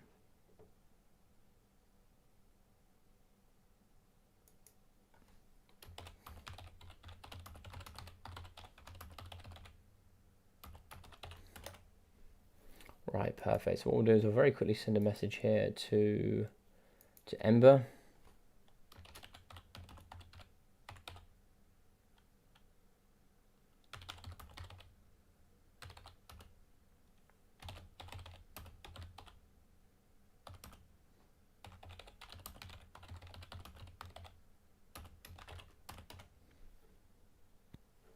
Alrighty, so let's go here.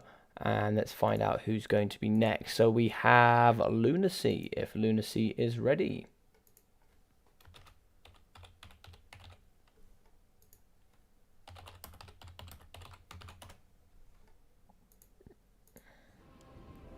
Lunacy is already in, perfect, welcome. So we haven't seen Lunacy in a while. We haven't seen him indeed, so...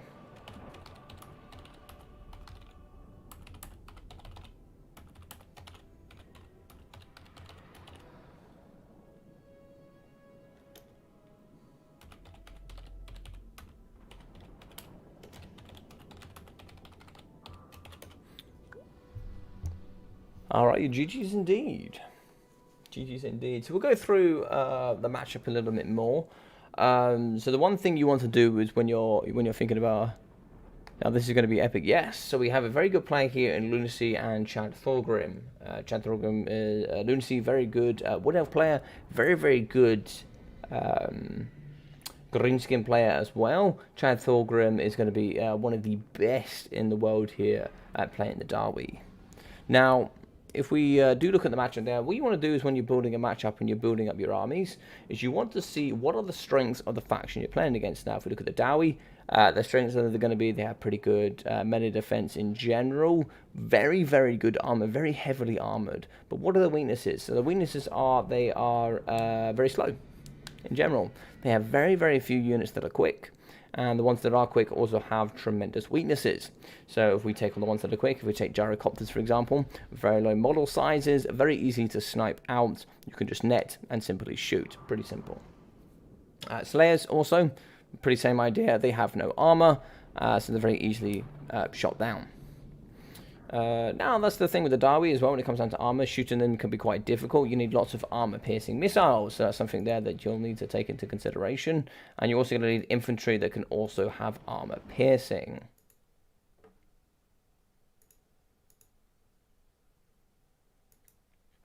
Perfect. Right. So let's hop here into this, and then we'll continue that discussion. No, Grombrindle is fine. Change his score though, so he will be having 1 here, and we'll be having Lunacy.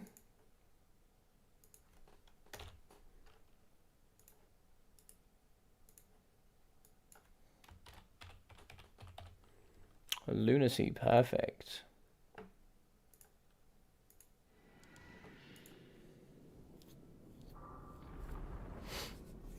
I'm fine with Darwi. Okay. Oh, we're going with Rapans. Ooh, interesting. I like it. Bold move here. How we doing, Jordan Brown? How we doing well, buddy?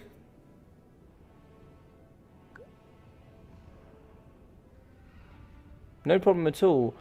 No problem at all.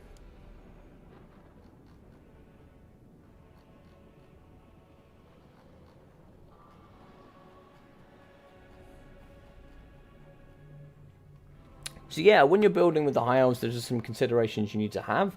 So for example, when you are fighting the Dowie, the certain things they are going to bring, they're going to be having slayers, so you need to have some range to kill those. You're also going to need some range that can kill, for example, their gyrocopters in the sky. So I think some archers or some level of Lothar and Seaguard are always necessary. You also want to have some good armor-piercing frontline that don't cause magic damage, in theory, if you can help it. So I think that White Lions are pretty good. You generally don't want to take anti-large infantry because the Darwi don't offer anything large. The only 2 things they do have are going to be Thorgrim on his high chair, and also going to be, of course, the Rune Lord, sorry, on his anvil as well.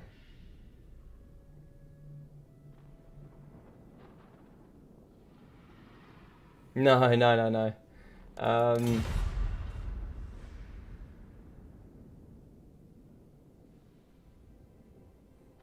Ban, Krakadrin, and Grom. So, the funny thing that's happened here is that Jordan Brown here, otherwise known as Ember, is a newer member Venge here in the Total War scene. And what Jordan Brown did was he picked a sub-faction and banned 2 other factions. So obviously if you have the drop-down box and you're brand new to the multiplayer, you might go, well, I've got like 40 or 50 different factions here that I need to ban. Now what we do here in the multiplayer is we go off the main 15. Rather than playing all of them. So if you ban High Elves, you ban High Elves and all of their sub-factions. But I think here Jordan didn't know, which is absolutely fine.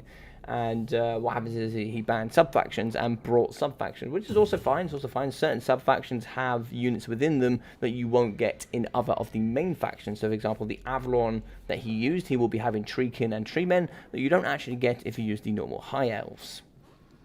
And the one advantage here with going not with a sub-faction but going with the main faction is that you can have a little bit of an area of like, there's going to be some misunderstanding from your opposing player. They're not going to know what lord you're taking. So being that this whole sub-faction thing has started, it looks like Chad Thorgrim has continued it, and Lunacy is going to follow suit. So it looks like Lunacy's actually going to be going Nakai as well, which is quite interesting. So what we can do in the future... is we could do a sub-faction King of the Hill where you can only ban and protect sub-factions. He's not actually doing Big Brain memes. We could do Big Brain memes, indeed, we could. So after this, let's just see what the list is looking like. So we are going to be having Hayden after this, and then we have Katam, and then I believe that we do have the man, the myth, the Shetland Apache legend. And I think today that is going to round it up. I think Benji will let me know when and if he's ready. And then also we'll try and see if we get him in as well. Shetland is now on the list. So we have R11. Perfect.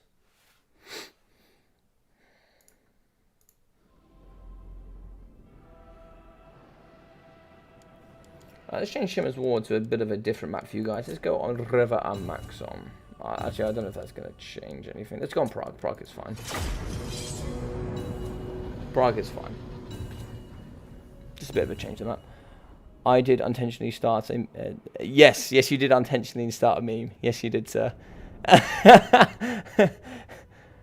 Yeah, as Katam said, I think you intentionally started a meme. We know what you're doing, Jordan. We know what you're doing. I see you, bro. I see you. I see you. You come here.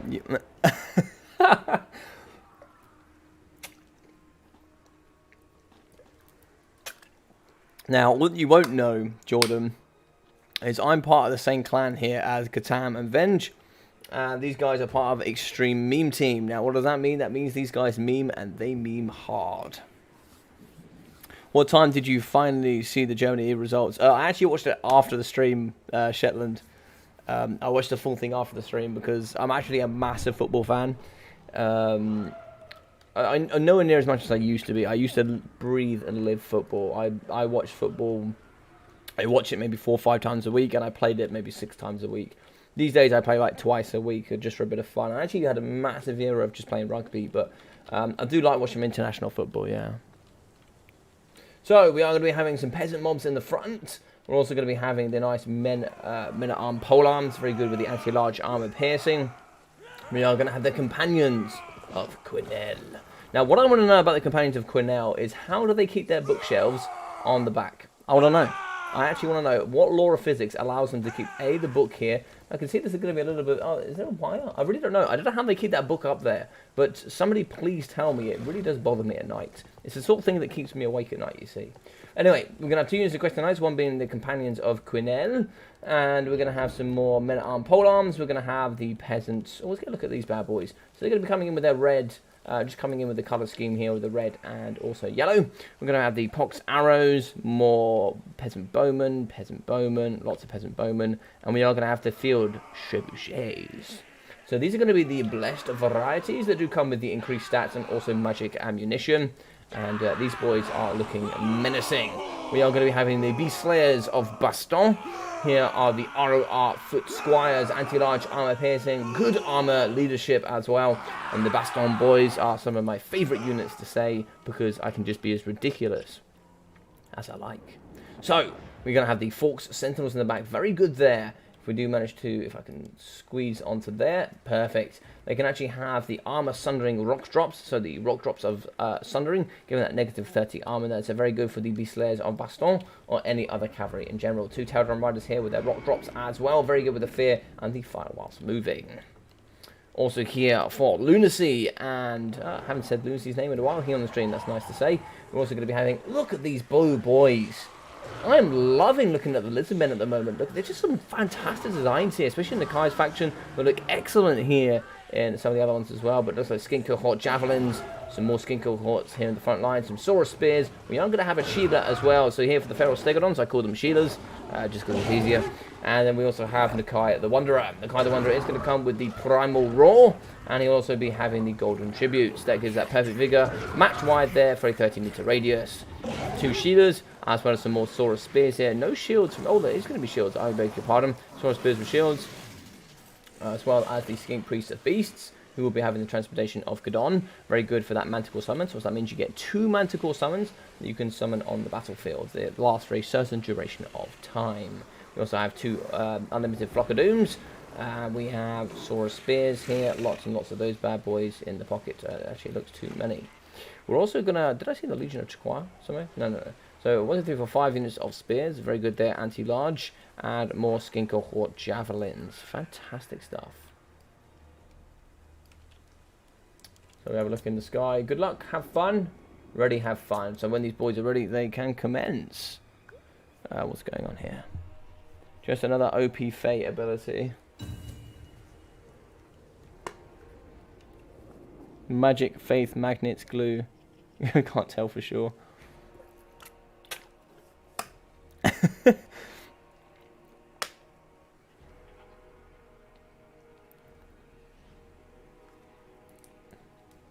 I have no idea.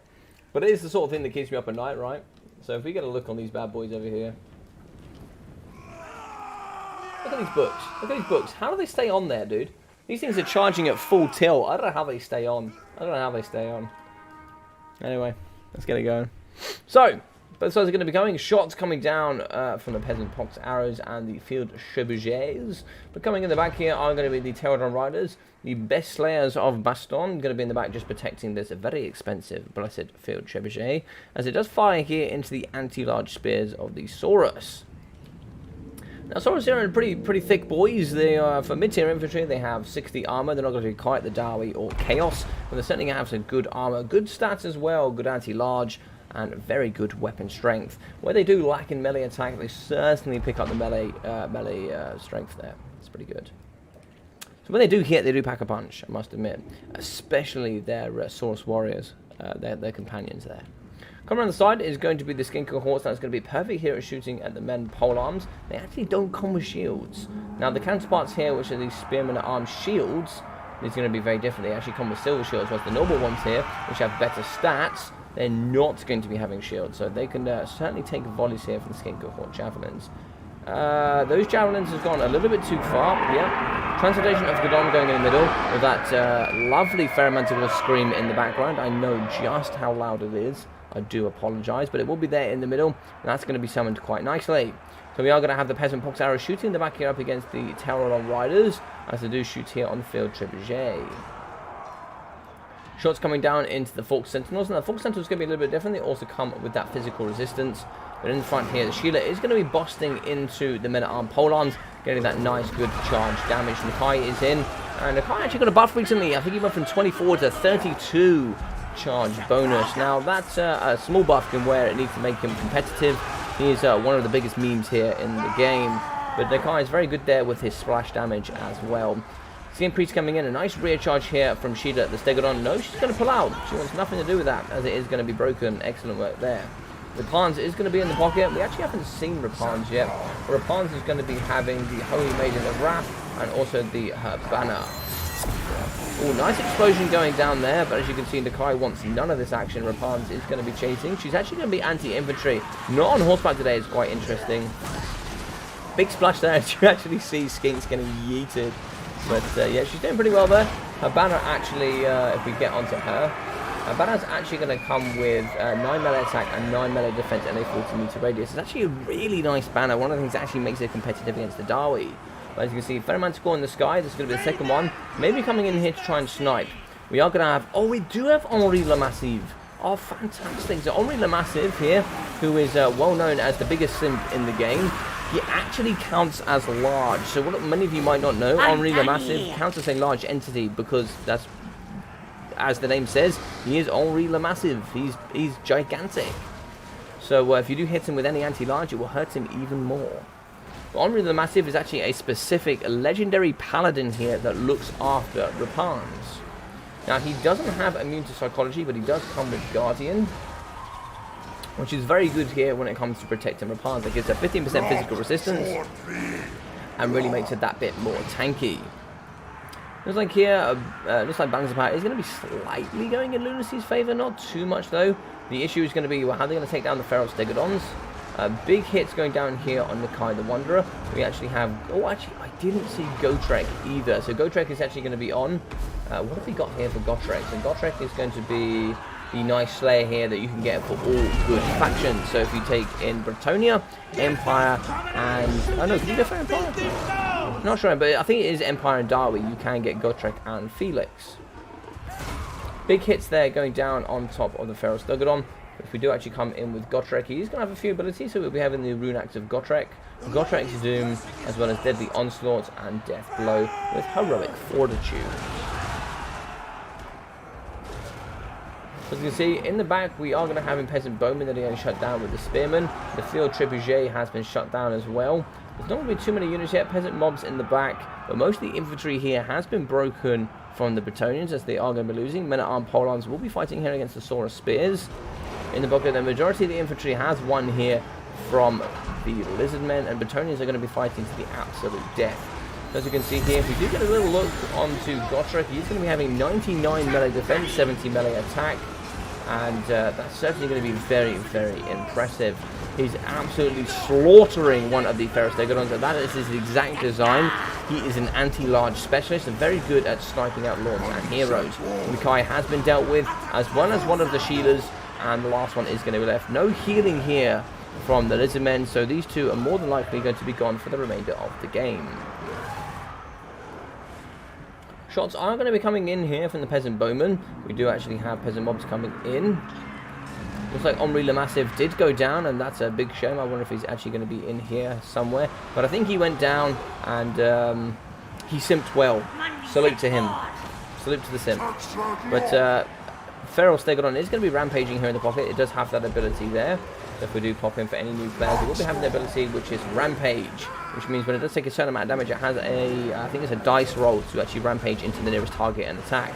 Now that is a bit of a problem here, as it will be fighting up against Gotrek, who is perfectly designed to take care of him. Lots of bonus first large. As a base stat, he actually comes in with bonus 35 bonus first large. That is ginormous as a multiplier. Feral Stegodon is going to be struggling, but does actually hit Gotrek as well. And Gotrek is unbreakable, as he has taken the Slayer Oath. He will be here until death does he part.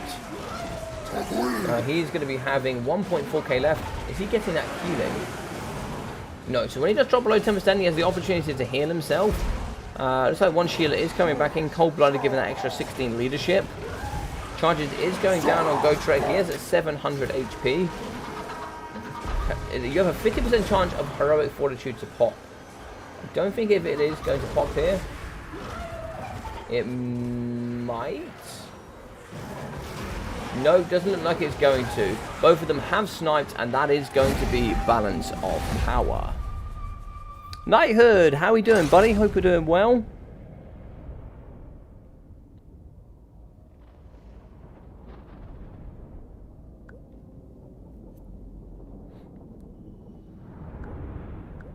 Winter Skinks not being yeeted. Indeed, indeed. Logic streaming again. Yes, buddy, yes, we're back with another stream. And for those that didn't check it out, I did actually post a video between Dark Elves and High Elves. I do apologise, it was a bit of a quicker one. I had to just fire it straight out there because I was just getting ready there to... I had to go out today, I had to go out tonight and get some things done. So I just had to get out as quickly as possible. So for Chevrolets d'Orléans, we have 1,100 for Rapans. And here, Henri Lamassive, he actually came with a 200 damage value. 1.35 here for Gotrek. And for the Beast Slayers of Baston, we are going to be having 380. 270, 170, 500, and 325 for the Peasant Bowman. Also with a couple of pox as well. 104 kills, 950 there for the Questing Knights. And from the Companions of Quinel, we will be having 2,062. The one thing that I have just realized about Chad Thorgrim, and not only was he memeing, he was memeing so hard, he didn't bring a caster. He didn't bring a caster. Goddamn, Chad Thorgrim, Son of the Mountains, my backside. You are part of XMT, sir, and this is a false clan for you, sir.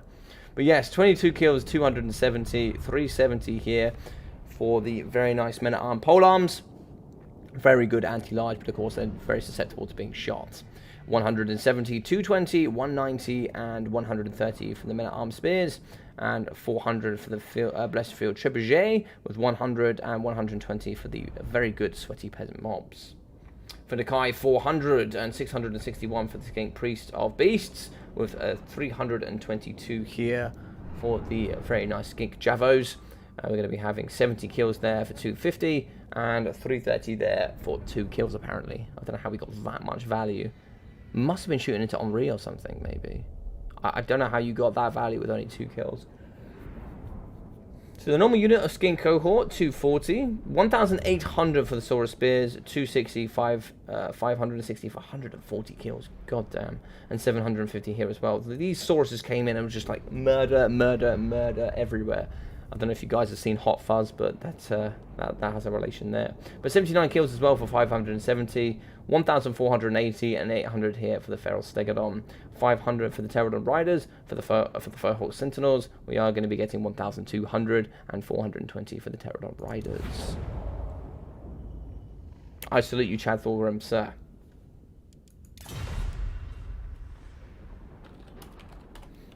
That was a meme indeed.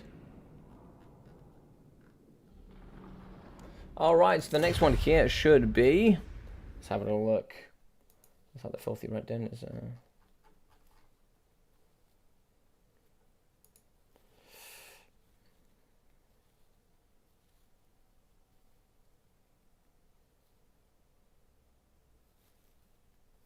Alright, I think Hayden's ready. So I don't know if you want to hop in Hayden, or I don't know if Benji's ready. I don't know who's up yet. I don't know if you're ready, Benji, or if we're getting Hayden in. I'm not too sure just yet. What I'll do, if Hayden is online, I'll invite Hayden. That's Hadries. Very, very, very different. That's Hayden's phone. I don't know if that was meant to be... Yeah, there you go. There's Hayden. Perfect.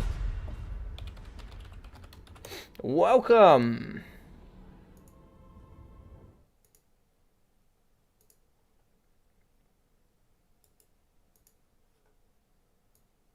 All play to Mr. Gombrindle. Let's get Hayden.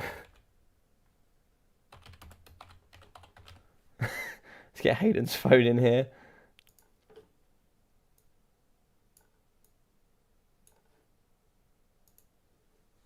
And then we'll have Lunacy. So we're going to be having score 2 will be put to Nimpois. But well played here to Mr. Gombrindle. And 1-0 for Lunacy. Fantastic.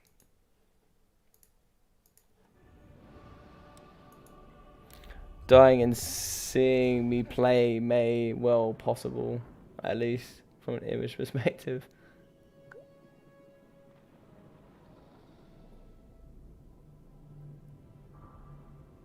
But how you doing, Knighthood? I hope you're doing well, buddy. It's nice to see you here.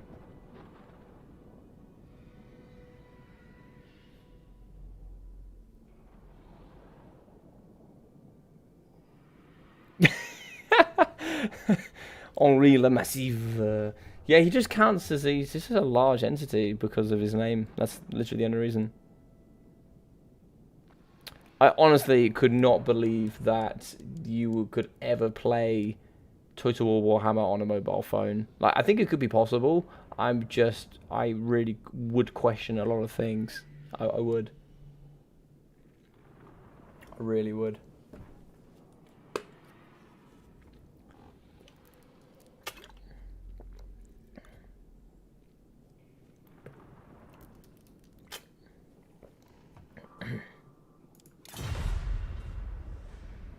Ooh.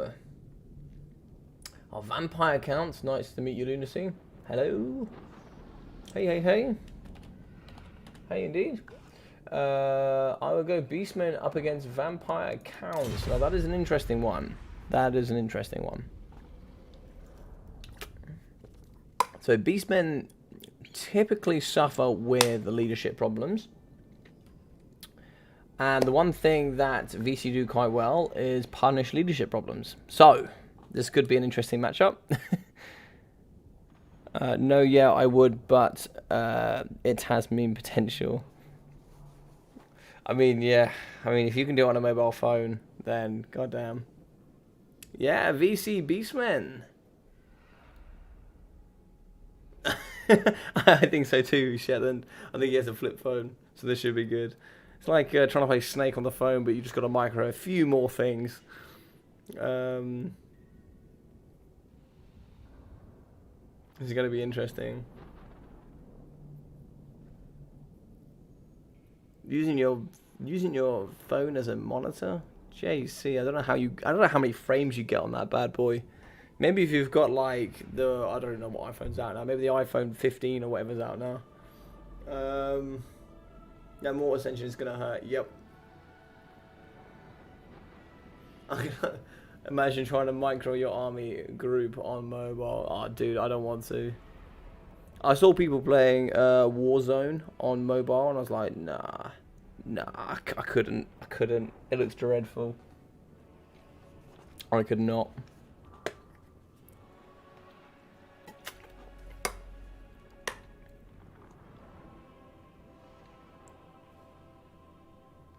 It's like trying to play like American football or rugby and only tackle with your face, right? Like, why would you do it? You can do it, just why would you do it? You know? Yeah, you want to stop somebody who's got a headbutt a geezer, you know?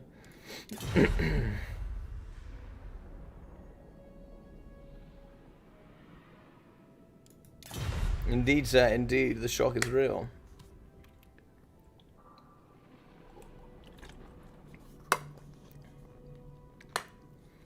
So after Hayden's phone, if we I'm not sure what your status is, Mr. Benji. I don't know if you are ready yet. But if it's not going to be Benji, we are going to be moving on to Sir Catan and then Mr. Shetland Apache.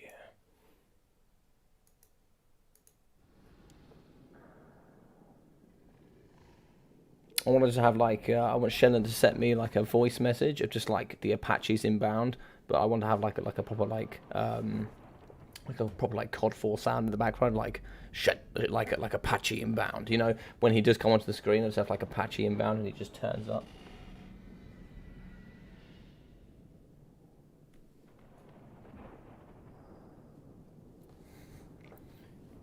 Really hope we see Malagor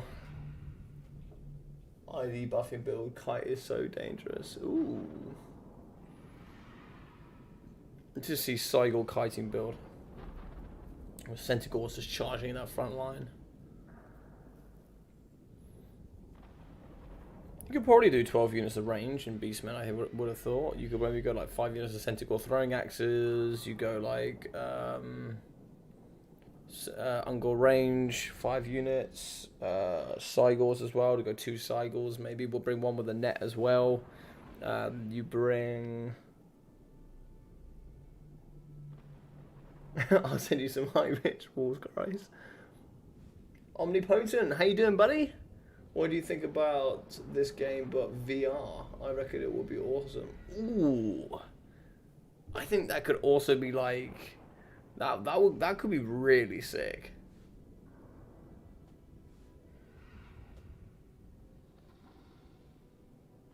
Yes, you are, Mr. Catan, you are. But how you doing, Omnipotent? Nice to see you here today. Hope you're doing well, buddy. Hope you're having a fantastic evening or day, wherever you are. But VR could certainly be an awesome element, right? So if you're playing like campaign, imagine you immerse into the battle and you can fully see like everything going on around you. You know, as you're microing, you're seeing like seeing all those Urks come in from left, right, and center. Those green boys coming and just screaming war in your ears. That could be that could be something, right? That could truly be something.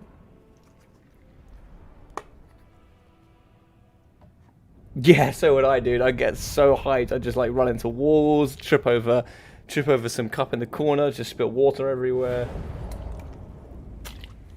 Probably end up knocking myself out or somebody else, you know. Oh, we're still on Prague, but that's okay. We like Prague. So, we're going to be Lunacy up against Hayden's phone. Forever, Hayden will now be known as Hayden's phone. I don't think that was intentional. Would be super immersive. It really would be. It really would be. I actually did think that Vermintide might be quite good. I don't know if you guys have ever played Vermintide, but I think Vermintide could be quite good. Ooh, this is a sneaky build. So we're going to be having 5 units of the Ungol Raiders. Oh, actually, it's going to be too many, I think. Oh no, 5 units of the Ungol Raiders. Very nice. That does look tasty. Oh my god, this is a Centaur heavy build. So we're going to have 1 unit of throwing axes, 2 units of throwing axes, 3, 4, 5 units of throwing axes with 2 Centaurs in behind. That is a lot of throwing axes. Now, one thing they're missing, they actually need the ROR cycles. The reason is, they come with magic damage, and we'll see why that is a problem in a moment. But the one thing they do have is they have the ROR Eye of Maudsley. That actually does come with magic damage as well, so you can save yourself there. This bad boy also comes in with the Warp Gaze, which gets a very, very nice net, and also comes in with Soul Eater for that plus 50% miscast chance. We are going to be having Malagor the Dark Omen. He will be having Vile Tide, as well as Traitor Kin, also coming in with Arcane Conduit. Of course, the Bestial Surge and Unholy Power. Now this is one of the coolest units and one of the coolest names in the game. We are going to be having the Chillgeists, the ROR Hex Race, and these boys mean business. Now, if these don't scream to you Lord of the Rings, I don't know what does, but these do to me. This is just what I imagined when I was a kid, when I was watching Lord of the Rings. What am I joking? When I was a kid, I still watch it now. But when I was young, I just remember, you know, having, maybe it was the first film, I think it was, where they were getting chased by the ring. These guys are just like what I imagine, right? They are the things that send the chill down your spine, right? But they are going to have the chilling aura for that negative 36% speed. And in the front, we are going to have some Crypt Ghouls for that very good poison. Some very cheap zombies. More Crypt Ghouls. And in the front line, we are going to have some Skeleton Warriors. Sternsman Graveguard. And we are going to have a White King here with a Necromancer. Necromancer here will be having that dirty, dirty rod, so we'll be stroking that in the background for Winds of Mana. We'll also be having the Raise the Dead and the Master of the Death. We are going to have a Stroggy Ghoul King in the sky. He will be coming with the Opal Amulet, Invocation of Nehek, as well as Spirit Leech, Death Shriek, and obviously, of course, the Curse of Undeath. Spirit Leech going down here on the throwing axes. They're going to be getting into shape, ready to make mincemeat here of the very nice ROR Sternsman Graveguard. They do have a good nicey armor and that silver shield, but they can certainly get wrecked by the heavily armor-piercing Centaur throwing axes. Coming very far forward here is going to be the Ungol Raiders. That's superly aggressive there, which is very, very interesting. Yeeting over here, a nice rock coming through. And that did a pretty good damage up against the Hex Race. You're going to be seeing multiple models going down here. That's a very nice coming here from the Eye of Maudsley. Big rocks coming over the top. It's going to just miss again. A little bit of a prediction there. Can be pretty easy to miss the Eye of Maudsley for sure. Shots coming down on the fell bats as well. What's going down here? Traitor Kin or... Looks like an overcasted something. Trying to see what's going down there. So Traitor Kin overcasted going on the Stroggy Ghoul King. Actually caused damage there to Malagor the Dark Omen. Oh, Warp Gaze going down. Invocation of a Heck to heal as well. Oh no, a very nice Vile Tide going down. Warp going down as well. You need to throw some rocks into this goddamn bad boy here. You're going to get some excellent value coming forward there. We are going to have the Blood Knights, which I completely missed here. I'm not going to lie to you. But Blood Knights in the pocket, they are going to be fighting up against here with the very good Ungol Raiders. And they could certainly get smashed apart by the Eye of Maudsley. Now, we do actually have the very good Chillgeists coming into combat, but you have magic for the melee attack here for the Eye of Maudsley. Now, why is that important? The Chillgeists are ethereal, and ethereal in this game, they have 75% physical resistance, which means that magic damage completely punches through that physical resistance. The Eye of Maudsley here will be doing 100% damage here on units that have no armor, which means anything on the weapon strength here that does go through that melee defense, meaning you will be having a massive 450 weapon strength just punching through the Chillgeists. We are going to have healing going down for the Chillgeists, Invocation and Heck there just to keep them alive, and we are going to be chasing off the Ungol Raiders. Ungol Raiders are going to be kiting to the best of their ability. We need to get the Centaur throwing axes here to deal with the Blood Knights. Good stuff going down against those Blood Knights. They are certainly getting hurt for sure, and you have to make a decision here. You either heal the Chillgeists or you heal your Blood Knights. 2 units here. Very expensive, massive cost going in there. Shots are going to be coming down on the Crypt Ghoul. As you can see, the Stroggy Ghoul King is now going to be fighting up against the Eye of Maudsley. Looks like a bit of a miss there coming down from him. We are going to have also the very good White King and the Dirty Necromancer coming through here, stroking that rod, really trying to take down the Eye of Morsley. Punches going down on top of the Stroggy Ghoul King, and a very nice overcasted Viletide here. Not Viletide, sorry. Yes, Viletide could be very good on top of the Blood Knights. Looks like it's going to be a Spirit Leech as well. Very good there at doing damage over time. Looks like there was an explosion in the backside here going down. Viletide on the Chillgeists, as well as also hitting another unit of Blood Knights, is also very tasty. And the one thing that could be a bit of a problem, if you do actually lose, and he does die here, Malagor the Dark Omen, we will be having a negative 16 leadership faction-wide here for the Beastmen, and that can be really dangerous, as a lot of these units don't have very high either. So it's going to be on 30 leadership here, thanks to the Ungors. They've taken a bit of damage. You can see damage sustained and faster and stronger enemies nearby. Enemies are going to be routing as well. That's going to put them down to 27 leadership. If Malagor dies, that puts them down to 11 leadership. That's in wavering range, and any sort of fight they are going to be losing in will also give them negative stats. Chillgeists are going to be chasing after against the Centaurs, and they're actually going to be on their healing cap. Lunacy here is going to be having only 2,200 HP left for those. Over here in the back, we do have the Ungor Raiders. They are going to be shooting into those really weird walking skeletons, with the criticals chasing in nice and close behind. A lot of throwing axes have been utilised here from the Centaurs. It looks like we do have a Spirit Leech going down on some Centaur throwing axes here on the left. Big chunks coming off. Is it going to be this one? No, it looks like a lot of it's actually going to be resisted. So it's going to be chunks coming off the one on the left. Okay. Stroggy Ghoul King is going to be chasing. He does have 90 speed, but we have 95 here for the Centaur throwing axes. They have that ability buff here thanks to, I think it's called Primal Fury. Yes, the Primal Fury goes that increase to speed, immune to psychology, charge bonus, and melee attack. But if you do go below 50% leadership, that is gone, and that is really painful here for the Centaurs. So you have to keep the leadership nice and high. Malagor is going to be staying alive the best he can inside some Centaurs, but the Blood Knights here can certainly do some good work. Centaurs are just going to be normal, no anti-infantry or anti-large, but Blood Knights are very good anti-large cavalry. Big hit going down here on Malagor the Dark Omen in the back. He does get Arcane Conduit off, but I think it's going to be just a little bit too late. He's going to be on foot, and he is going to be struggling. 121 leadership. He does shatter. Sorry, 121 health. He was negative 56 leadership, and he will shatter, and that will be very interesting. Balance of power going massively here in the VC favour. Good throwing axes, though, still coming out of the Centaurs. Shooting into Crypt Ghouls is probably not the idea, though. They needed to take care of these Blood Knights. They must have been the priority. But some more shots coming down line here from the Ungors. Ungors are going to be shooting into the Crypt Ghouls that are chasing. It's a pretty good kite build, and it can work very effectively, but the only problem is here is you need to be able to take care of these Blood Knights and also the very good Chillgeists. Chillgeists are very good at doing good work here up against Centaur throwing axes. Because they do have 94 speed, they are exceptionally quick, and if they do get them in the aura here, they can also slow down by 36%, which is massive.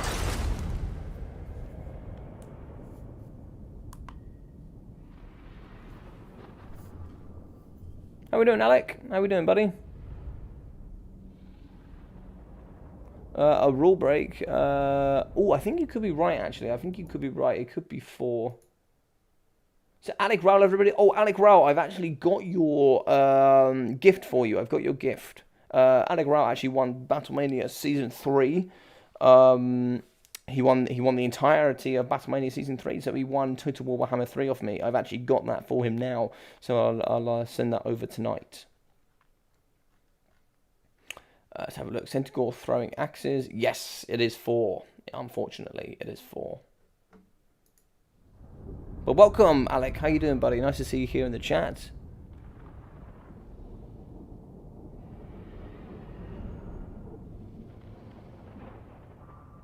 All I understand is that magic damage destroys hex rays. Yeah, in general, yeah. This is a scary looking beastman, but that was a fun combo. Indeed, it was a fun map. But obviously, 5 instances to go throwing axes is just a few too many. But 1,300 here for the Eye of Morbley, and 670, 996, 790, 495, and 240 here for the Centaur throwing axes. Very good work there. 830 with 380 for the Centaurs. 47, 195, 88, 94, and 140 here for the Ungor Raiders. Frontline 190, 250, 140, 140 for the Ungor Herds, and 1.1 here for Malagor the Dark Omen. Oh, pardon me.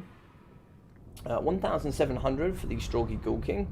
as well as 100 here for the Necromancer, 852 here for the White King, with nothing there for the front line, 170, 270, and 330 here for the Skeleton Warriors, 130 and 23 for the Crit Ghouls. They were just chasing against range for the whole game, as well as 314 here for the very good ROR Graveguard, the Sternsman, with 176, 2,463 damage value, 844 here for the Blood Knights, 600 for the Chillgeists, and also 430 here for the Fellbats.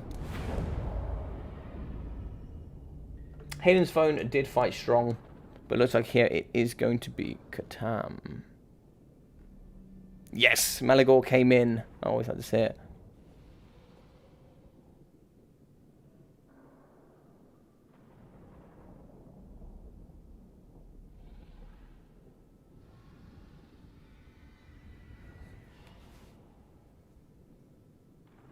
Grudge intensifies.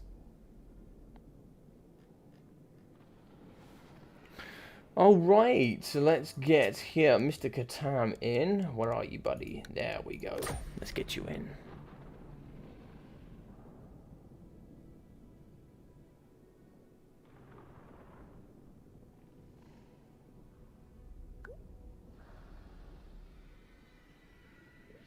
Oh no, when you invite Hayden, I don't know if you're going to see. Yeah, it's called Hayden's phone. I don't know why he's called Hayden's phone, but yeah. So I just called him Hayden's phone on here. It's just been silly. Indeed, some brilliant games to come. Fantastic games. Alright, the man, the myth, the Katam. He's going to be here. No.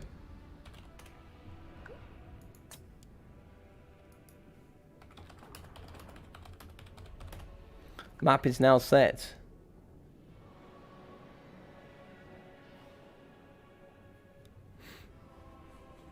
Alright, so let's change here. So we are going to be having a Katam.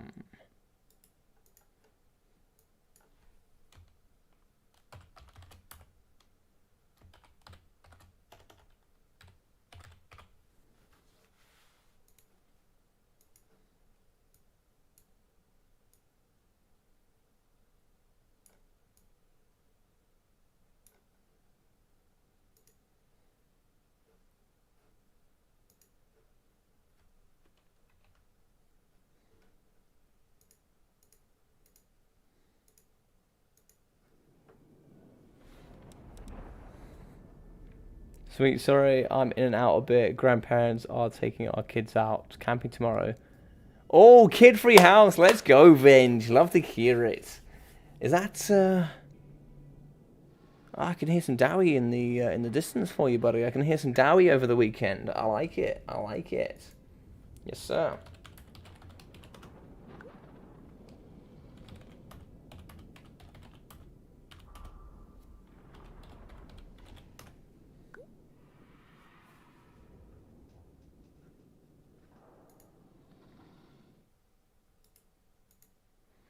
So Katam here is going to be going 2-0. So he's going to be joining. He's going to be joining the myth at the top. So he's going to be the joint leader today. Love it.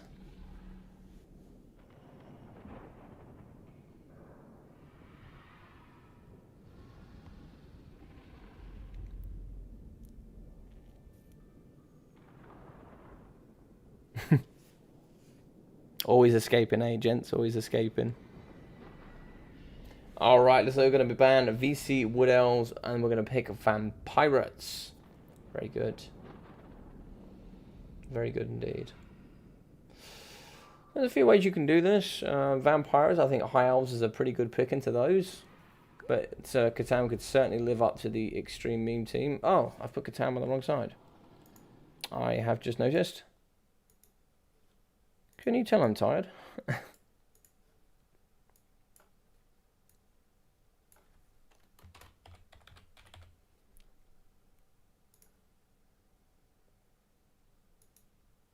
don't know if lunacy changed maybe, but...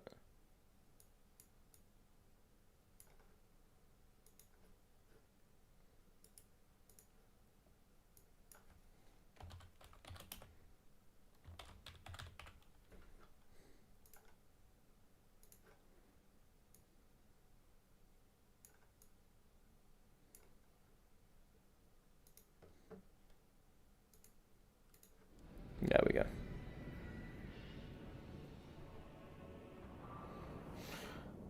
Norska all day, every day. Fantastic. So Catan's going to come in with Norska. This should be pretty interesting. How do they do in this matchup? Not well as far as my memory serves. They could do well. I don't know. I don't know.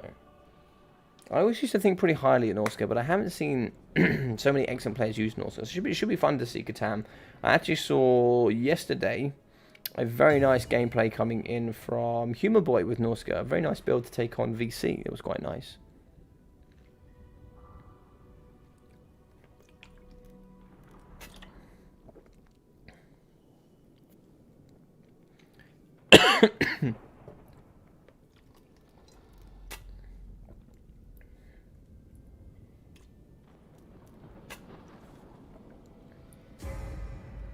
Catan could certainly pull it off. Catan is an excellent player.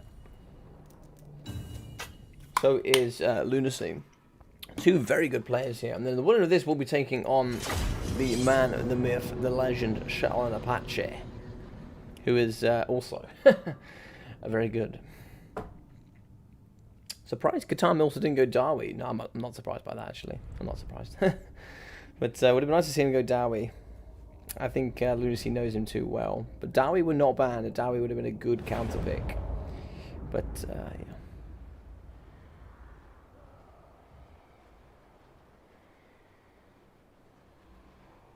Yeah, your Wood Elf game was nice. Was nice, Krell. I liked it.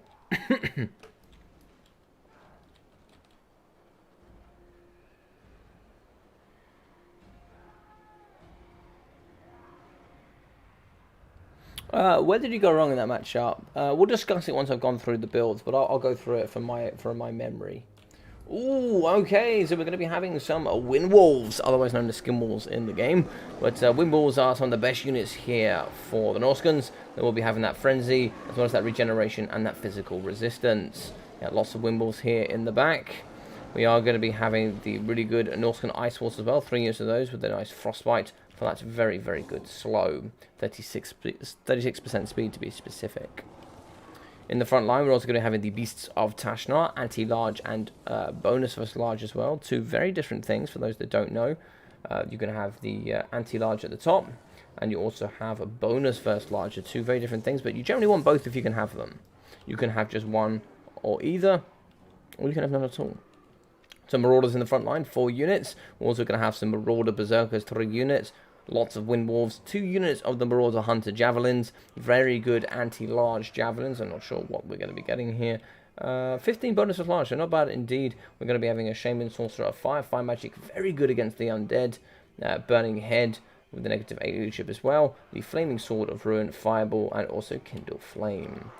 Wolfric the Wanderer on horseback. You will be having the Hunters of Champions, Fight or Die, and Seafang. Now, Fire Magic is very good because most of the Undead factions don't have much armor. Deck Droppers in the Sky. You're going to be having 2 units of those. Over the other side, we're going to have some Handgunner variants as well. We are going to be having the Gunnery White with Scab's Scraith. And we're going to be having Noculus here, coming on top of his massive mount with a massive cannon there in the left arm. He's going to be having the Captain's Wrath Moondial for those zombie pirate summons, as well as the Wrath Storm, Invocation of the Heck, and the Drowned Dead summon. Also coming in with Abandoned Ship, and also Curse of the Undeath. We're going to be having zombie pirates in the front, some bombers here in the pocket, and a second Gunnery White. 3 bombers, 5 units of the very nice zombie pirate deckhands. Also going to have some sirens in the back with some pole arms as well. So the guns are going forward here. The guns are going to be shooting into the very nice Marauder Berserkers. They actually have very low armor, 15, no shields as well, unlike their normal Marauder counterparts, as they do come in with the dual-wield battle axes. Wolves do need to get forward and get in there. They need to get aggressive for sure. They're just going to be getting shot on the approach, and unfortunately there's not really too much they can do about it. They could move out the Marauder Hunter Javelins, but they don't really want to lose those either. So they've got to be careful, and they've got to understand they're going to take some losses on the way in. Balance of power will reflect that, but at the same time, when they do hit, this will get crumped for sure.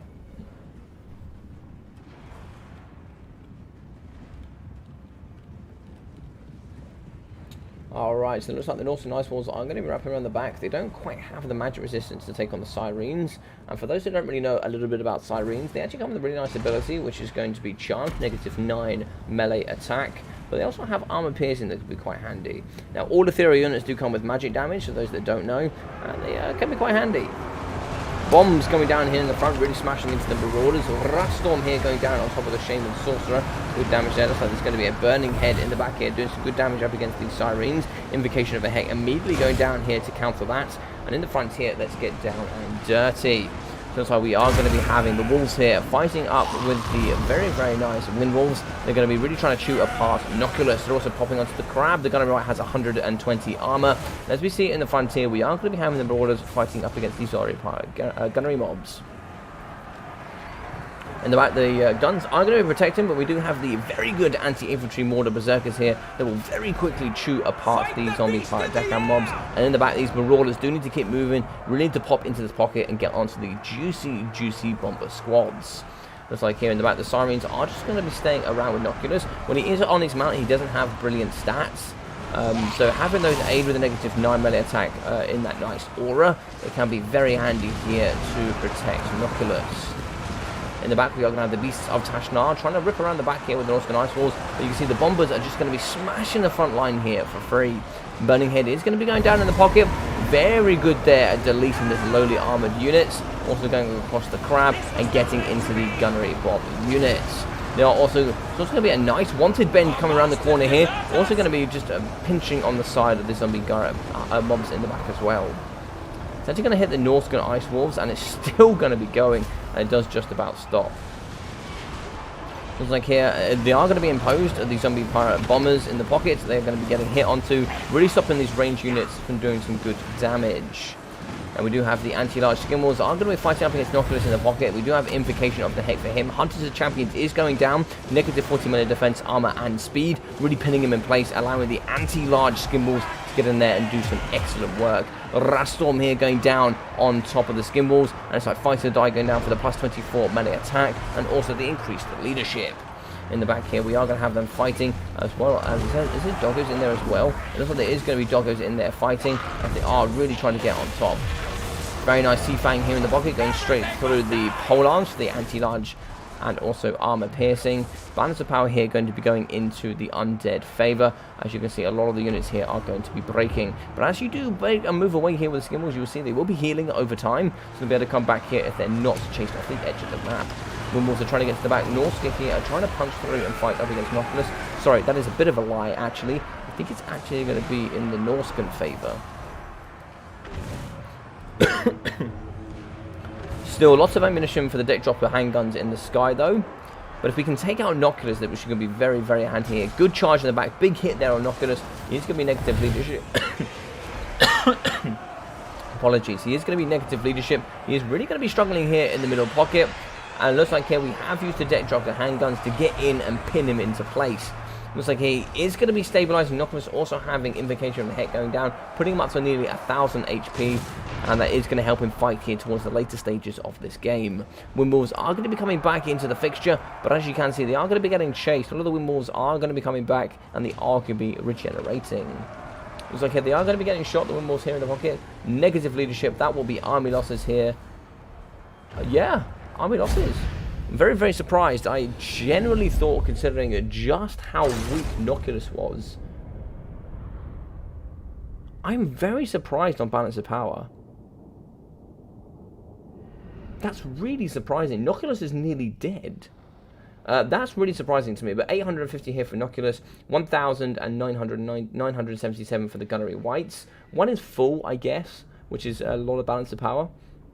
But 300 here for the Sirens, 700 and 700 here for the deck droppers, 500, 900 and 1000 here for the handgun variants. 1.5 here for Wolfric the Wanderer, 115 kills of 700 for the Shaman Sorcerer, 300, 150, 200 and also 500 for the Marauders. Berserkers 320, 580 and 250, and for the Javos 1000, 188, and for the very nice Beasts of Tashnar 100, 250 and 140 here for the Ice Walls, with 540, 320 and 860 for the Skin Wolves. GG's indeed. So I'm really surprised here to see that the balance of power kicked off. There's still a lot of stuff going on here. Yeah, I was very interested to see that, because Wolfric's very healthy, right? Wolfric still has Hunters as champions. Yeah, I was very interested to see that. Very interested indeed. Shetland Apache is inbound.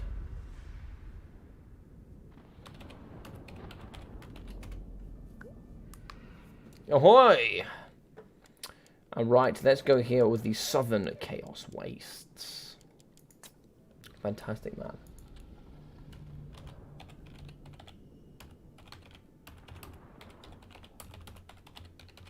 Band 2, pick 1, please. Yeah, very surprised there. I thought actually the Norskins were doing pretty well. Also, they were regenerating in the back there with the Windwolves, so I'm not really too sure why Balance of Power was so far away there. But I don't think the Gunnery Whites and the Sirens were out-wavering that. But apparently, according to the game, it was. According to the game, it was. Ooh. So we are. This is actually going to be Wood Elves, but this is going to be the Sisters. Can't remember what the faction's called, but there's going to ban Darwi and High Elves. Now, common pick against the Wood Elves here is going to be Bretonia. So no Bretonia ban is super interesting, because I think Bretonia is excellent against this faction. Lunacy will be going 3-0, and he will be going in the lead here, taking over the Swiss Pikeman. Sorry, Mr. Pikeman, you have been skissa-leaped.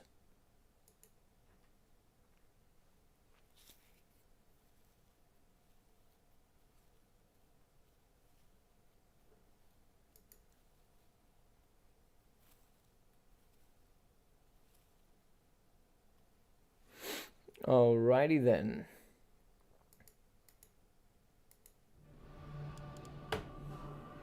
Oh, let's do something fun. No Brett ban. Ooh, Beastmen has always been a good matchup in the past for Wood Elves. Let's go. Let's get some moves in the chat for this one. I like that. I like that a lot. Fantastic. So as far as I can see here, it looks like Shetland will be the last one. Benji, you have the opportunity afterwards if you would like to play. If you would like to play, Benji, then let me know now. I'll actually write that in the chat.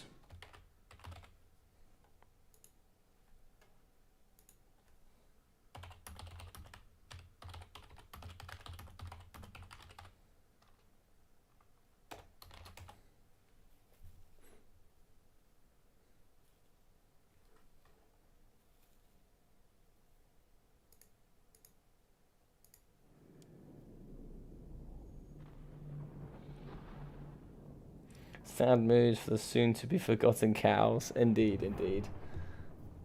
The goats are inbound. I mean, they are going to be on the Southern Chaos Waste as well, so they actually are going to be getting a boost.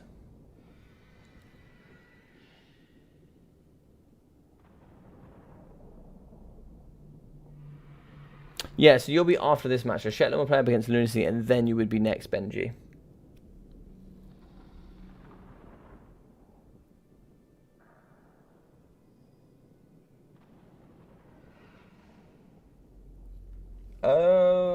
Could do. Could let them have two. Ah, Venge. I want you to play, buddy. But it's alright, I get it. Quick big up for the super slick, professional, and exciting casting. Considering what time it is in the UK. Nah, that's alright, dude. We'll smash this next one out. We'll smash it out. We'll get it going. It's been a bit relaxed from me today, so let's we have a nice sharp matchup here, so let's get it going. Let's do it. Benji's up next then. Benji is up next, and he'll probably round out today's crew, and it should be pretty fun. Should be pretty fun.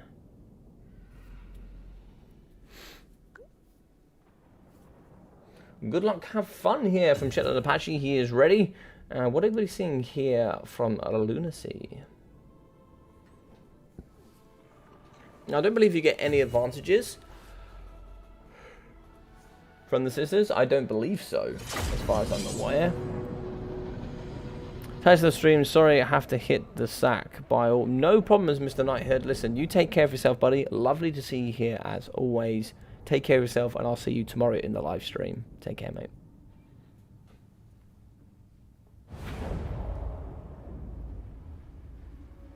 Right, let's pop onto the map here. So I really like Southern Chaos Waste. It has some really nice elements to it. For the most part, you have flat areas. You also have terrain all over the place. As you can see here, even just these small little bits of terrain could really have an effect here on artillery, range play, and yeah, the map's also pretty menacing indeed. If we do come over here, we can see all these really cool elements around the map. You really look around and it just looks like a desolate wasteland here, and it does look exceptional. Look at these skulls, etc. For anybody here that does know how the cameras work, etc., what you should really do is go onto the camera settings and put it into debug mode and go look around some of these maps. Some of the design of these maps are just exceptional. You can see in the background there, you can go some super far distances. It is really nice. All right, so the lovely purple here of the brilliant Wood Elves. And we'll come back to those in just a moment, but a nice quick cast here of the boys here. The cows, the moos. We are going to be having the Beastmen. 2 units of Harpies here in the sky. Very good with the armor piercing. What's up, Legatus? How you doing, buddy? We're also going to have the Sons of Goros here. These boys have magic attacks and also armor piercing. Coming in with that Guardian. Also the Rowdy ability, giving that perfect vigor and increase the leadership. That perfect vigor is very good here, as I'm sure Mr. Swiss Pikeman will agree. We are going to be having the very nice Razor Gore Chariots. Razor Gore Chariots anti-infantry armor piercing. It looks like we're going to be having 2 of those. We're going to have more Centaurs, and guess what? A lot more Centaurs. I need to have a word with Shetland, I believe.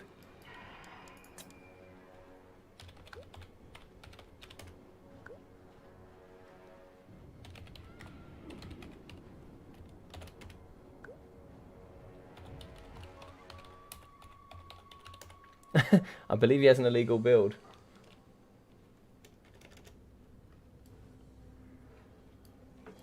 So he has 5 units of Centaurs. Alright,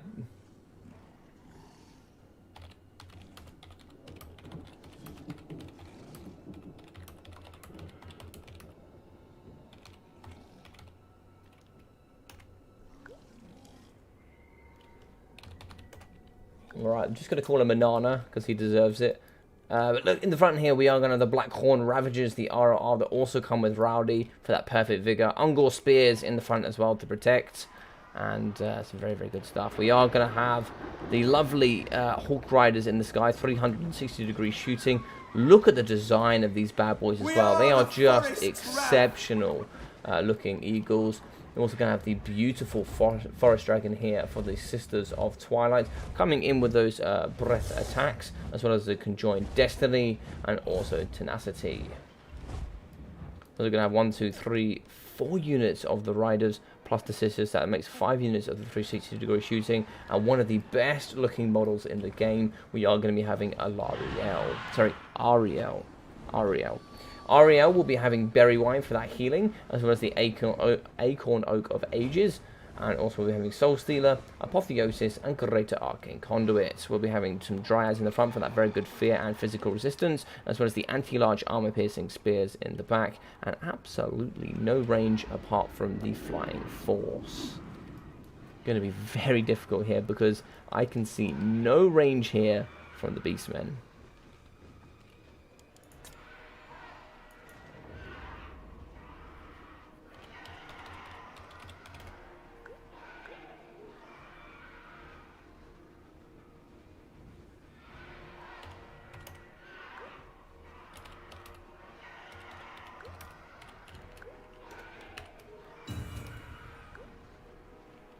Is one great weapon? No way.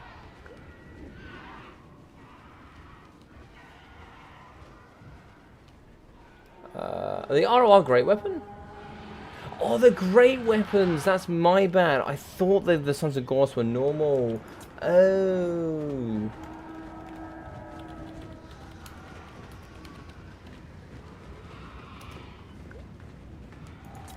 Oh, I see. That's my bad. That's my bad. But big shots going down here on the Harpies. Yeah, this is going to be difficult. You're going to be seeing lots of shots here coming in from the Hawk Riders. Harpies are going to get involved and fight in melee combat.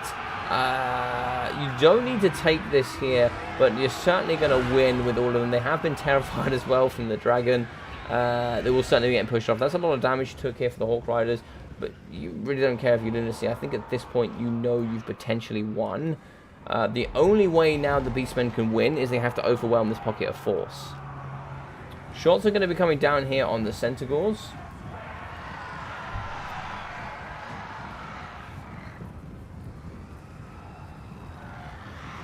Yeah, I thought the ROR ones were normal. I didn't know they were Centaur great weapons. It's my bad, it's my bad. Centaurs are fighting here. They're going to be charging into the back of the Dryads. What spell is going down here? Soul Stealer is going down. Perfect. That's going to be coming in there from the Wood Elves. Looks like we're going to have a Brave Shaman of Shadows, by the way. I didn't pop onto him too much, but he's going to be having Enfeebling Foe, Mystify Miasma, and the Smoke and Mirrors. But also like here, we are going to have Hawk Riders just chewing up against Centaurs, doing some very good work there in the pocket. Dryads are going to be doing some good work. That's the Harpies are going to do their absolute best here to try and take down the Hawk Riders. They're seriously going to be struggling here, though. So we are going to get the Razor Gore Chariots coming into the pocket to fight up against Dryads.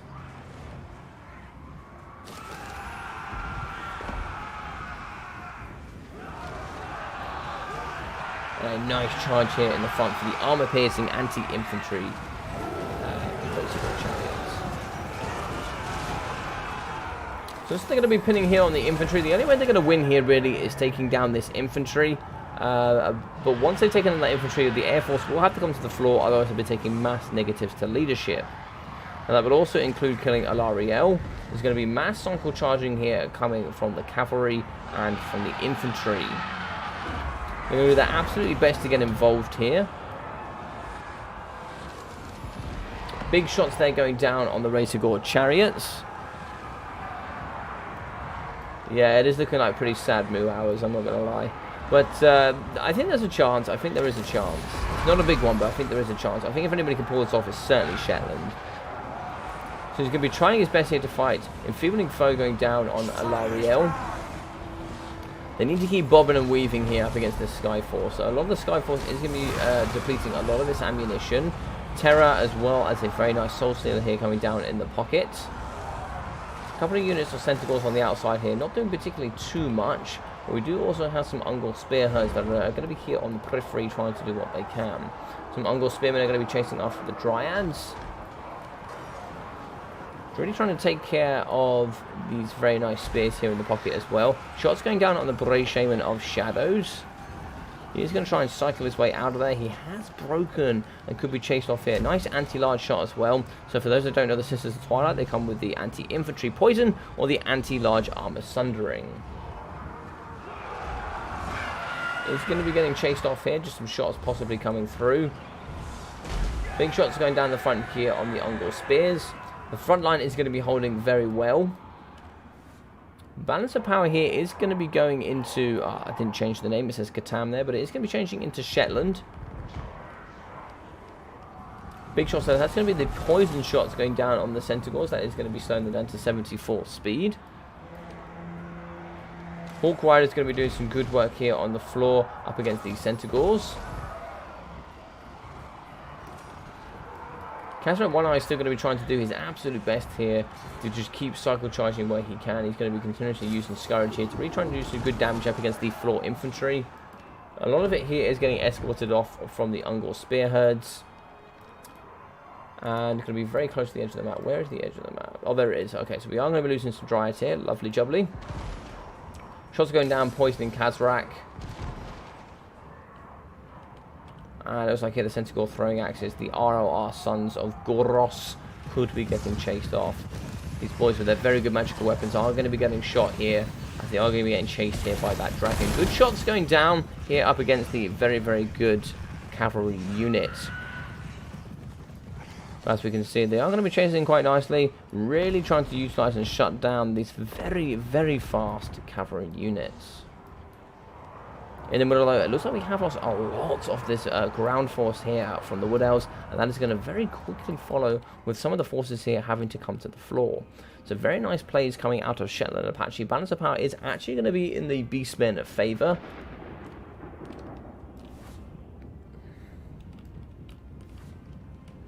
As you can see, we are going to have one unit there, Dryads, coming back. So as long as they hold, and we keep the units here on the battlefield, we kind of need to take care of these Eternal Guards with shields very, very quickly. If we take care of those, but then we also do need to take care of Alariel, so it is very difficult. Wavering here, I don't know if the Hawk Riders are... Hawk Riders don't have fear, but they are going to be getting down to the Centaurs. We are going to get some more Centaurs coming for a downhill charge onto them as well. Ammunition is mostly being used up here from the majority of the forces of the Hawk Riders. 2 have been used up, nearly 3 here. I think they got 1 volley left in the air, and 9 left on these Hawk Riders. So all of the ammunition is going to be getting used up correctly here. We actually have some Ungol Spearmen just nice and close by. Hopefully we can see if we can push those Dryads off. A couple here on the periphery, want to get those back towards the middle, because if they do break, they have some opportunities to come back. Now over here, we are going to have some Hawk Riders just circling in the sky here, like vultures, waiting to try and see if they can snap onto their prey. And it's like here, the target of desire is going to be Kazarak, One Eye. Now Kazarak is still going to be cycle charging here up against Lario the Radiant. He actually has some of the biggest cycle, some of the biggest charge in the game.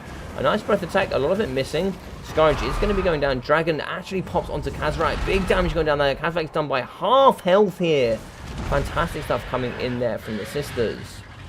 Kazarak actually has 105 charge bonus. If he continues that cycle charging, it can be very, very good. As it looks here, it looks like the sisters of Twilight were caught, and a lot of things here, they are going to get away. But it looks like it could be a bridge charge from those Eagle Chariots. But I think, oh no, a Soul Stealer is going to go down. That's going to be really tasty at healing up sorry, not the sisters, but it will be healing up Alariel. But she is going to be trapped here in the pocket. Terra, she actually comes with Terra, so Terra is really going to be affecting Kazarak One Eye. Slay the beasts! I don't know if there's going to be enough left. It looks like the Harpies are killing the Hawk Riders. 1 Hawk Rider has broken as well. There's going to be some more Hawk Riders on the floor. 2 broken, 3 broken. Is the 4th going to break as well? I think the 4th is going to break. This could be a game-winning strategy here from Shetland. Kazarak has broken though. Do we have anything to support him? This dragon just has to stay nice and nearby. We could get some supporting units here to aid him on that leadership. I don't know though. I don't know.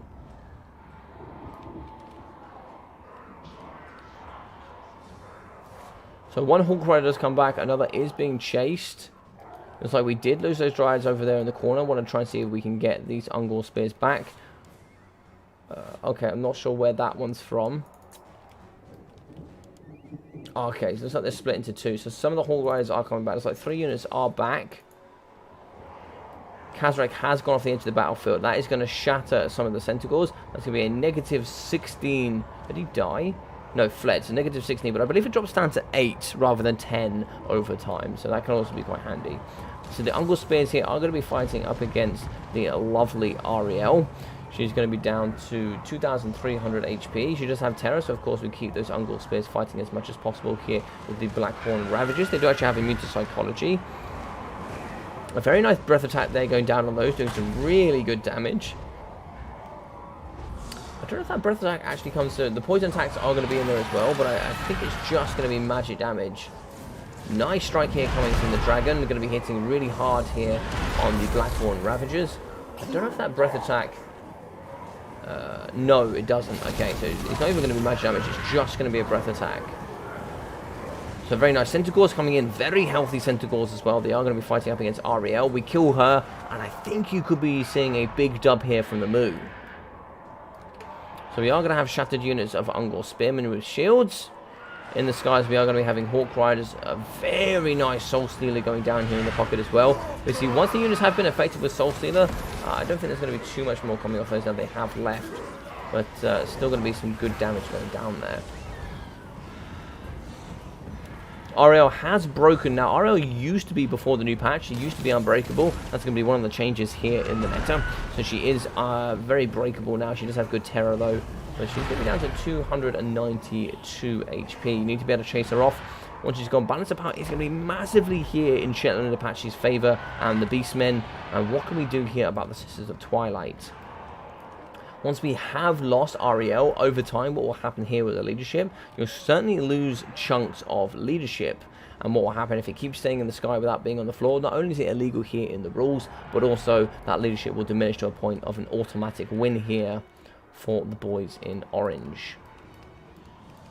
Ariel's very close to the white line. She is going to be having 292 HP. They're going to be very kindly escorted here by the Blackhorn Ravagers. Still going to be fresh. Going to be fighting at full melee strength. But as you can see here, just like they might come back. I don't know why they haven't. They have lots of leadership. Oh, Ariel, she actually comes back. Looks like she got far enough away, but in come the Blackhorn Ravagers and she breaks instantly. She's going to break instantly and she will more than likely die here. So she has gone down. The beautiful queen of the forest herself has died. It looks like here the dragon is going to be getting taken down by the Ungor Spearheads. And that is going to be a big, big, juicy win here for Shetland Apache. Thank you very much, Jordan Brown. Thank you very much for hanging out, buddy. I will see you in the next video. Our live stream, I hope. Take care. Let's change this very quickly here.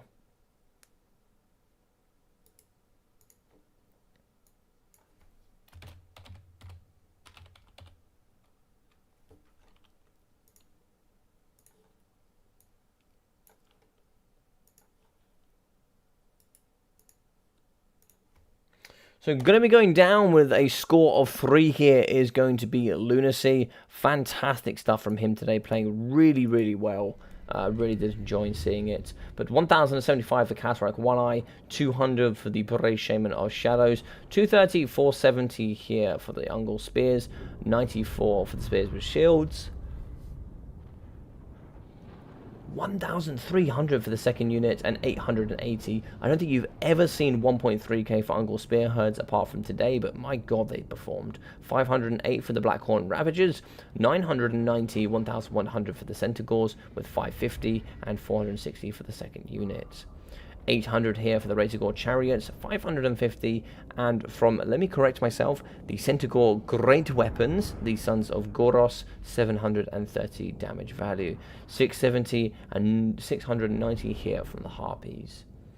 128, 2,600 damage value for the Sisters of Twilight, 1,666 here for Ariel, 360 and 650 for the Eternal Guards, 220, 130 and 400 here for the Dryads, with 400 and 400 for these second units of the Eternal Guards. And for the Hawk Riders, 1.2, 777, 880 and 830.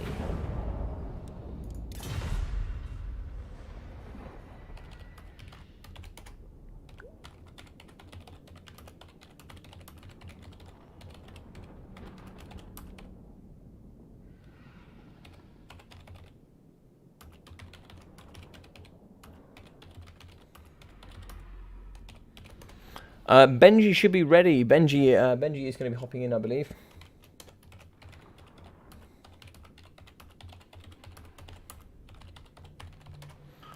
Benji or maybe Venge. Find one more, and then I can go after. Perfect. Right, Benji's coming in, I hope.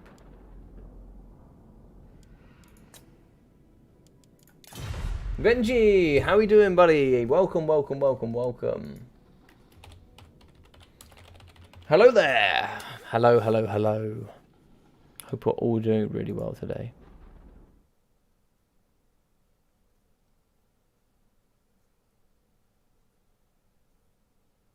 Moo in the chat indeed. Bring on the moves.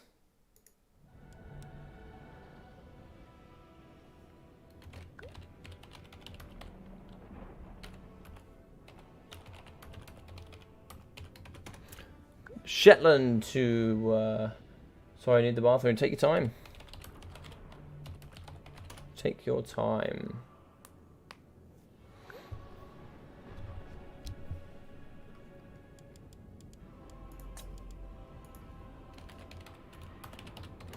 map sets. So we're playing on Shagrath Strand. Greetings, Mr. Ice Power. How are we? How are we doing on this fine night?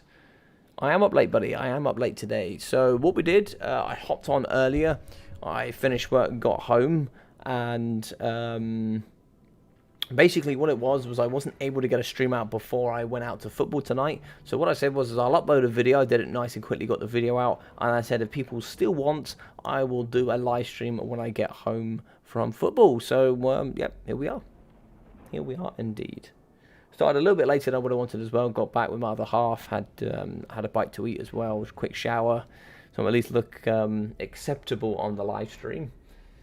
But yeah, so it looks like, oh, let's go TK, Ban, Chaos, and VC. I love it. Yes, sir.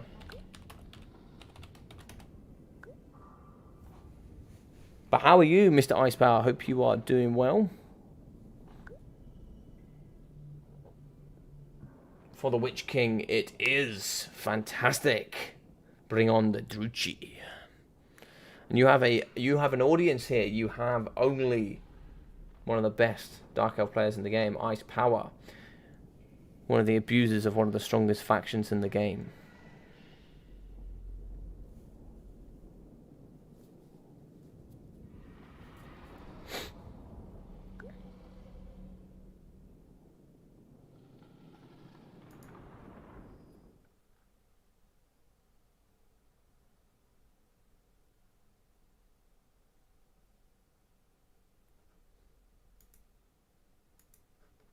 So we have something here on Discord. No, nothing too much. Okie dokie.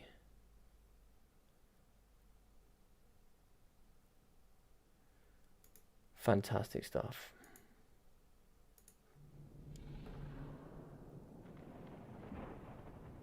Oh, fantastic, dude. Getting by, yeah, Battlemania should be fun. Yes, dude, I'm really excited for Battlemania on Friday. I really am looking forward to it.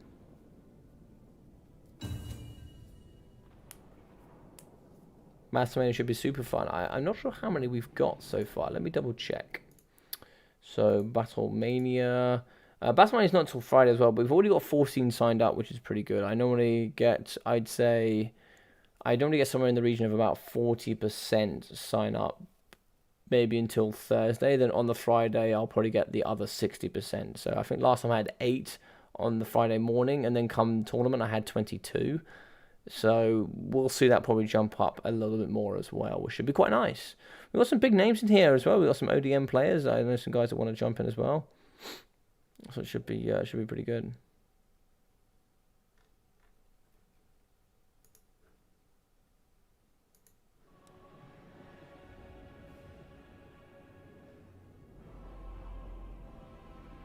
I'm trying to see how people butcher my favourite faction.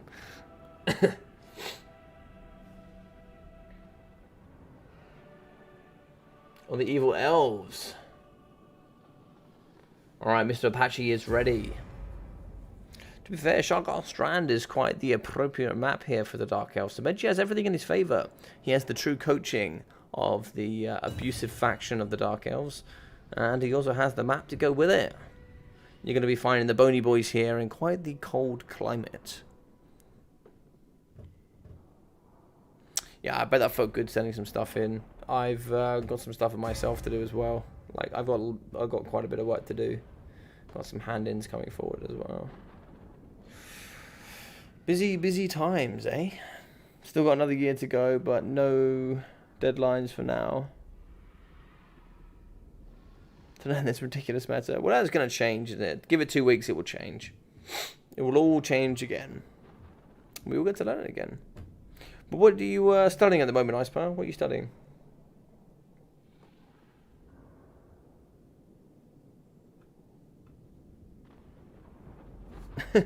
Yeah, you can also do that as well. Have a couple of beers to celebrate.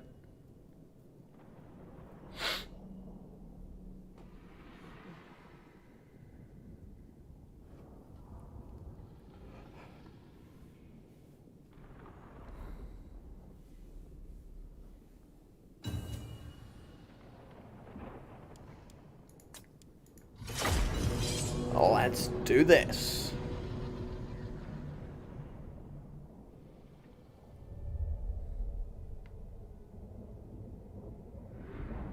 I studied piano at the Royal Northern College of Music. Fantastic, dude. Fantastic. I'm currently myself just completing my second master's, actually, in physiotherapy. And it's slowly killing me. Number one here is... number one was pretty tough. Doing number two is tough, but also more tough because it's the second one.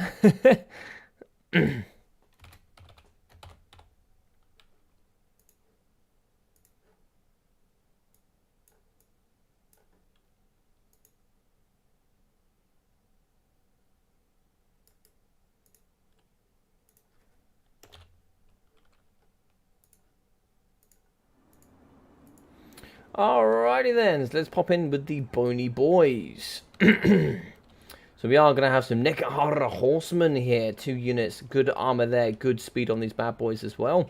Some skeleton horse archers, 3 in the front, with some more skeleton horsemen. Time to clear my throat, I think. Methinks. Right, so in the front, we are going to be having the Tomb Guard halberds, 2 units of those bad boys. We're also going to have the King's Nikesh Scorpion Legion. These very good with their poison. Extra armor as well, I believe they have an extra 30, no, extra 35 compared to the normal skeleton spears. Poison can also be very nice as well. Skeleton warriors in the front, and also we're going to be having Citra the Imperishable on his kitty cat. Coming there with his halberd, you will be having the Incantation of Protection, Incantation of the Cursed Blades, the Unyielding Will, as well as the Restless Dead. But lots of skeleton horses here that could be very nice. Very nice, sorry. God damn it. Right, so in the front we are going to have some Dark Riders repeater crossbows, looks like 1, 2, 3 units, which are going to be protected by the Dark Rider shields. We're also going to be having 2 units, made that 3 units of the Dread Spears in the front, 2 units of the Black Guard of Nagarond, as well as in the back here we are going to be having the Cold One Knights, make that 3 units of the anti-large armor-piercing shock cavalry. And on the floor here today, we are going to be having the man, the myth, the Loki Felhart, the dreaded duelist himself, coming also with Foeseeker, the Helm of the Kraken, and Merciless Slaver for that -4 leadership. He is certainly no joke. And on top of her nice Pegasus, we are going to be having the Sorceress of Fire. So she is going to be coming here today with the Flame Storm, the Burning Head, Fireball, Darkstar Cloak, and Kindle Flame. Very good. So when these gentlemen are ready, we'll look it in.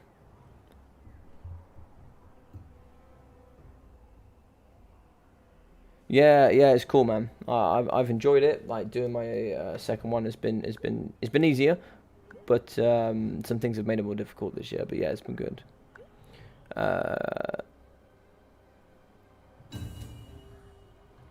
I assume you meant the 3rd movement of Moonlight. I performed the whole sonata a couple of years ago. Beethoven is never easy. R.I.P.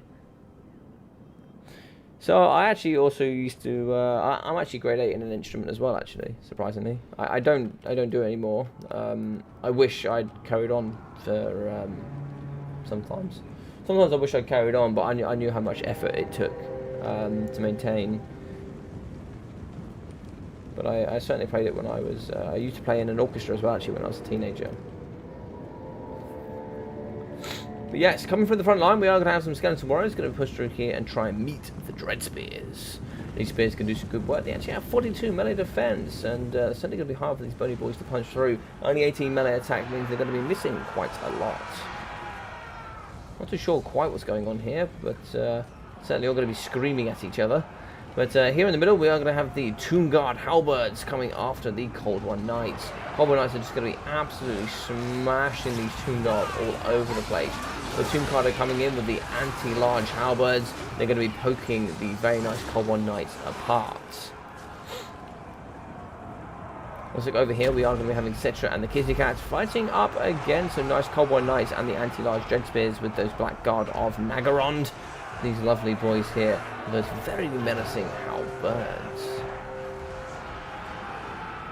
In the pocket, looks like we have lost the Dread Spears, as they were fighting here up against Skeleton Warriors, and also the double... Oh, I didn't see the Skeleton Chariots. Don't know how I missed those. but it looks like I missed some skeleton chariots. These are the ones that are very good anti-infantry. There are going to be no shots here. Looks like the chariots are going to be rolling dirty straight into the cold ones. That's quite interesting. But they are going to get in. They might even break both units here if you're not careful. Healing is going to be going down as well. Looks like they have broken the fear. Going to be given that -8 leadership. That's really going to be quite handy here.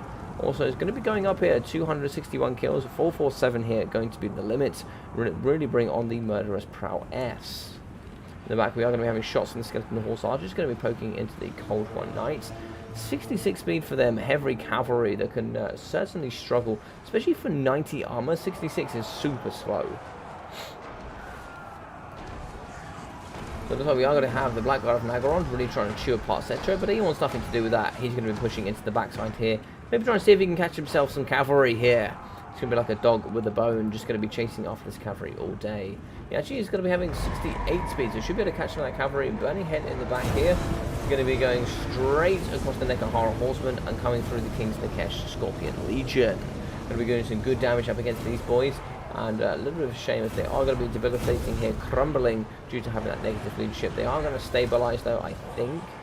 According to the leadership at the top, they have stabilized.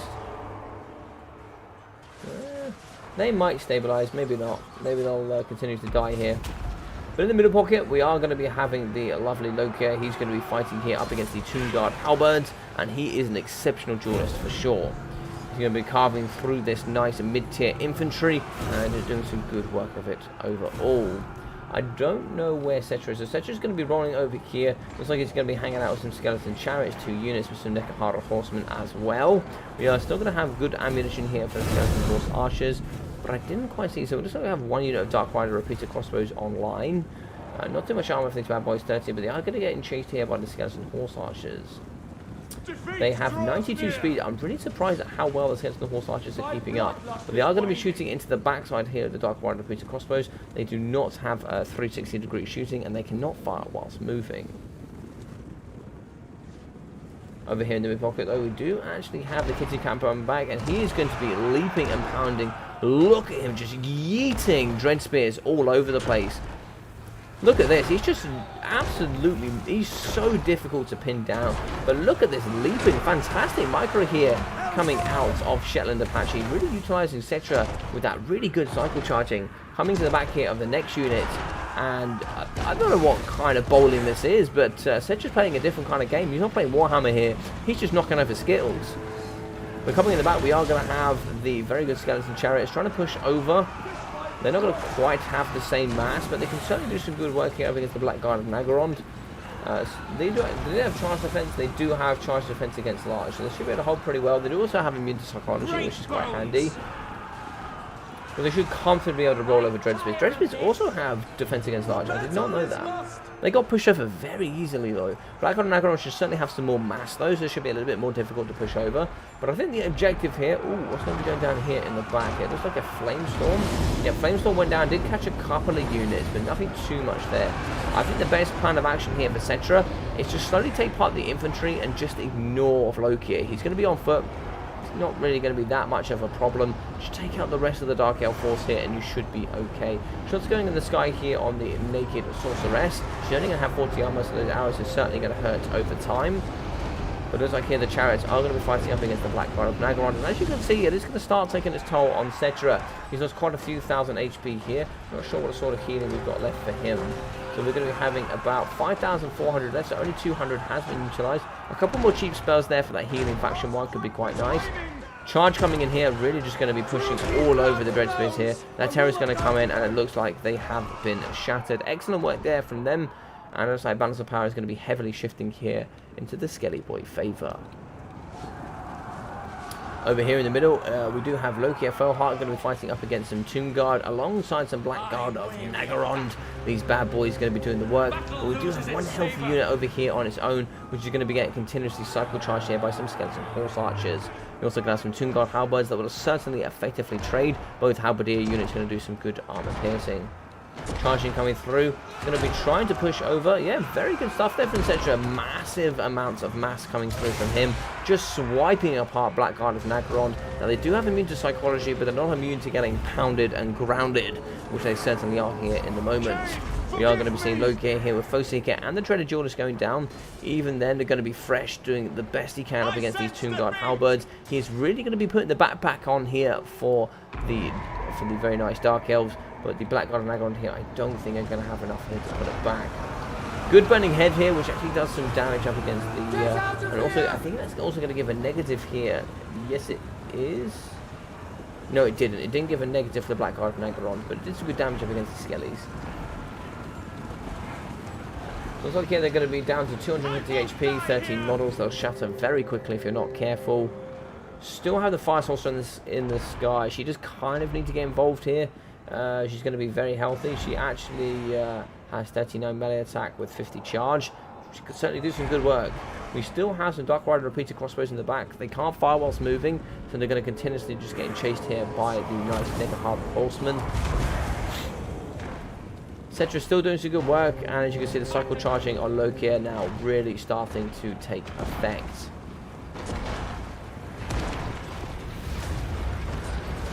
I'm not sure what sort of stats we got here. So we got 40 melee attack here, but we have 69 melee defense for Loki at Felhard. So actually hitting is going to be quite difficult. But when you do hit here, you're going to have a massive roll here. 612 weapon strength for him. Incantation of the Cursed Blades going down. So he does have a low roll here. So the low roll is going to be 181. So that's minimum damage he is going to do. That is actually going to be balance of power. And that's going to be GG's and well played.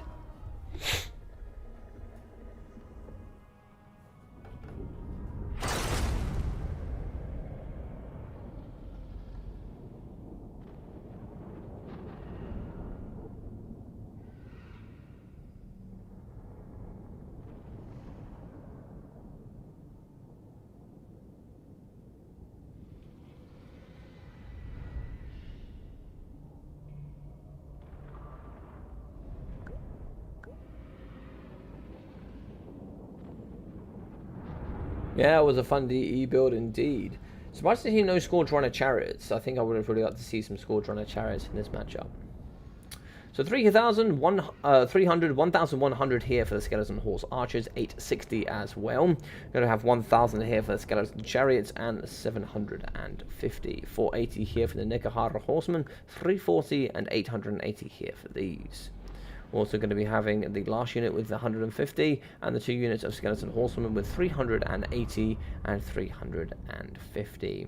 522, 655 here for the Tomb Guard Halberds. And for the Legion, we are going to have 79. 380 here for the Skeleton Spears, 420 and 235 here for the Skeleton Warriors. 1,680 for Cetra the Imperishable. And a brilliant game here from Shetland Apache. Really like this build. Very competitive. 900 here for Loki at Felhard, 1,200 for the Sorceress of Fire, 200 to 80, 320 here for the Dread Spears, 160 kills, 1.5k for the Black Guard of Nagron, 1.5k for the second unit, and it's like 200 for the Dark Riders, 280 for the Cold Ones, 680 and 205. 350, 390, and 380 here for the Dark Riders repeater crossbows.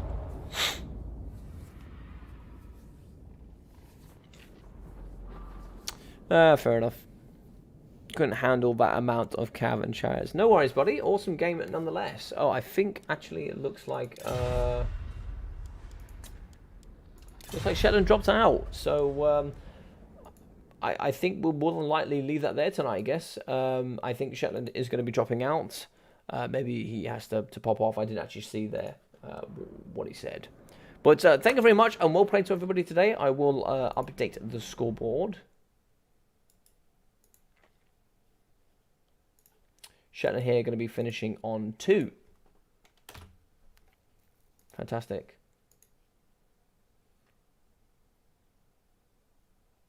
Thank you very much, Shetland. Thank you very much for hanging out. Anyway, buddy, it was nice. It's always nice to have you here on the stream, as well as everybody else. Thank you for everybody that hung out today. I hope you had a fantastic time.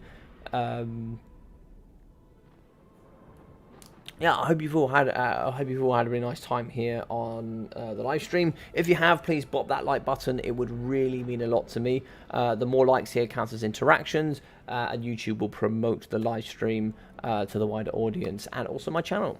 If you'd like to support any more, please feel free to subscribe. It really does mean a lot here on YouTube. I'm trying to go towards that 1,000 subscribers.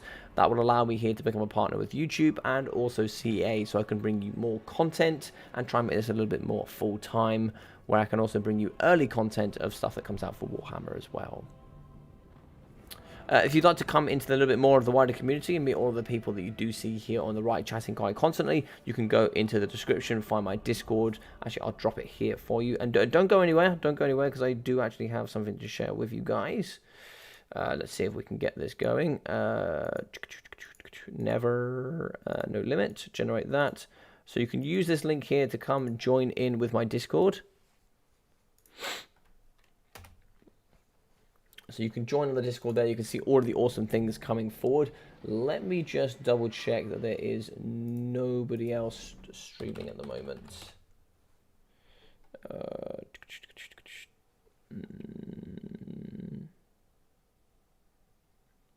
So Legend of Total War is streaming, I'm pretty sure.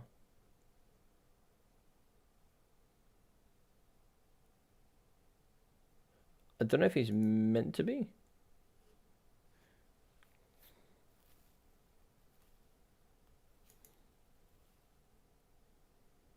Oh, Legend of Total War is streaming. Okay, so if you want to go watch some campaign stuff, you can head over there. So there is Legend stuff. So that's Legend of Total War, guys. You can hop over to him and say hello from Logic. Say Logic says hey. I don't know what else we've got here. I don't know if there's going to be any other Warhammer going on. You missed Turin. Let me type in Warhammer.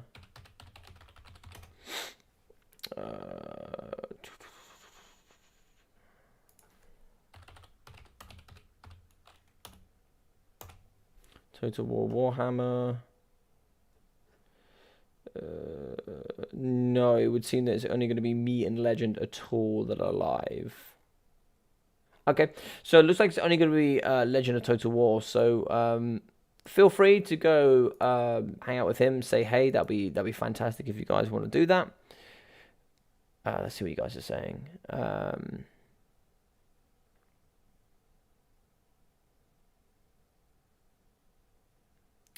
Oh, okay.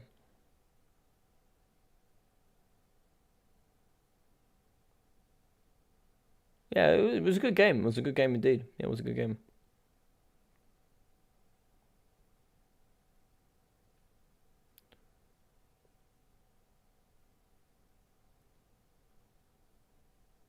I don't know if Legend's finishing up or not, but I just know that I saw he was live streaming. So you guys can head over. Shetland on TK is massive ask. Yeah, you did well, dude. You did well.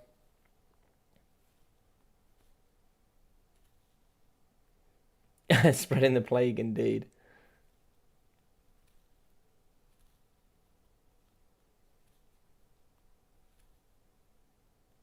But anyway, guys, what I'm going to do is I'm going to head out. So thank you very much to all of you. Take care of yourself during these times. And I will see you tomorrow for the live stream. If you want to know what it is, hop over to the Discord. But it will be the 2v2 Polish tournament. I'll be casting the entirety of that. We'll be having all the semi-finals and finals. So look forward to see you guys then. And I'll see you very, very soon. Take care.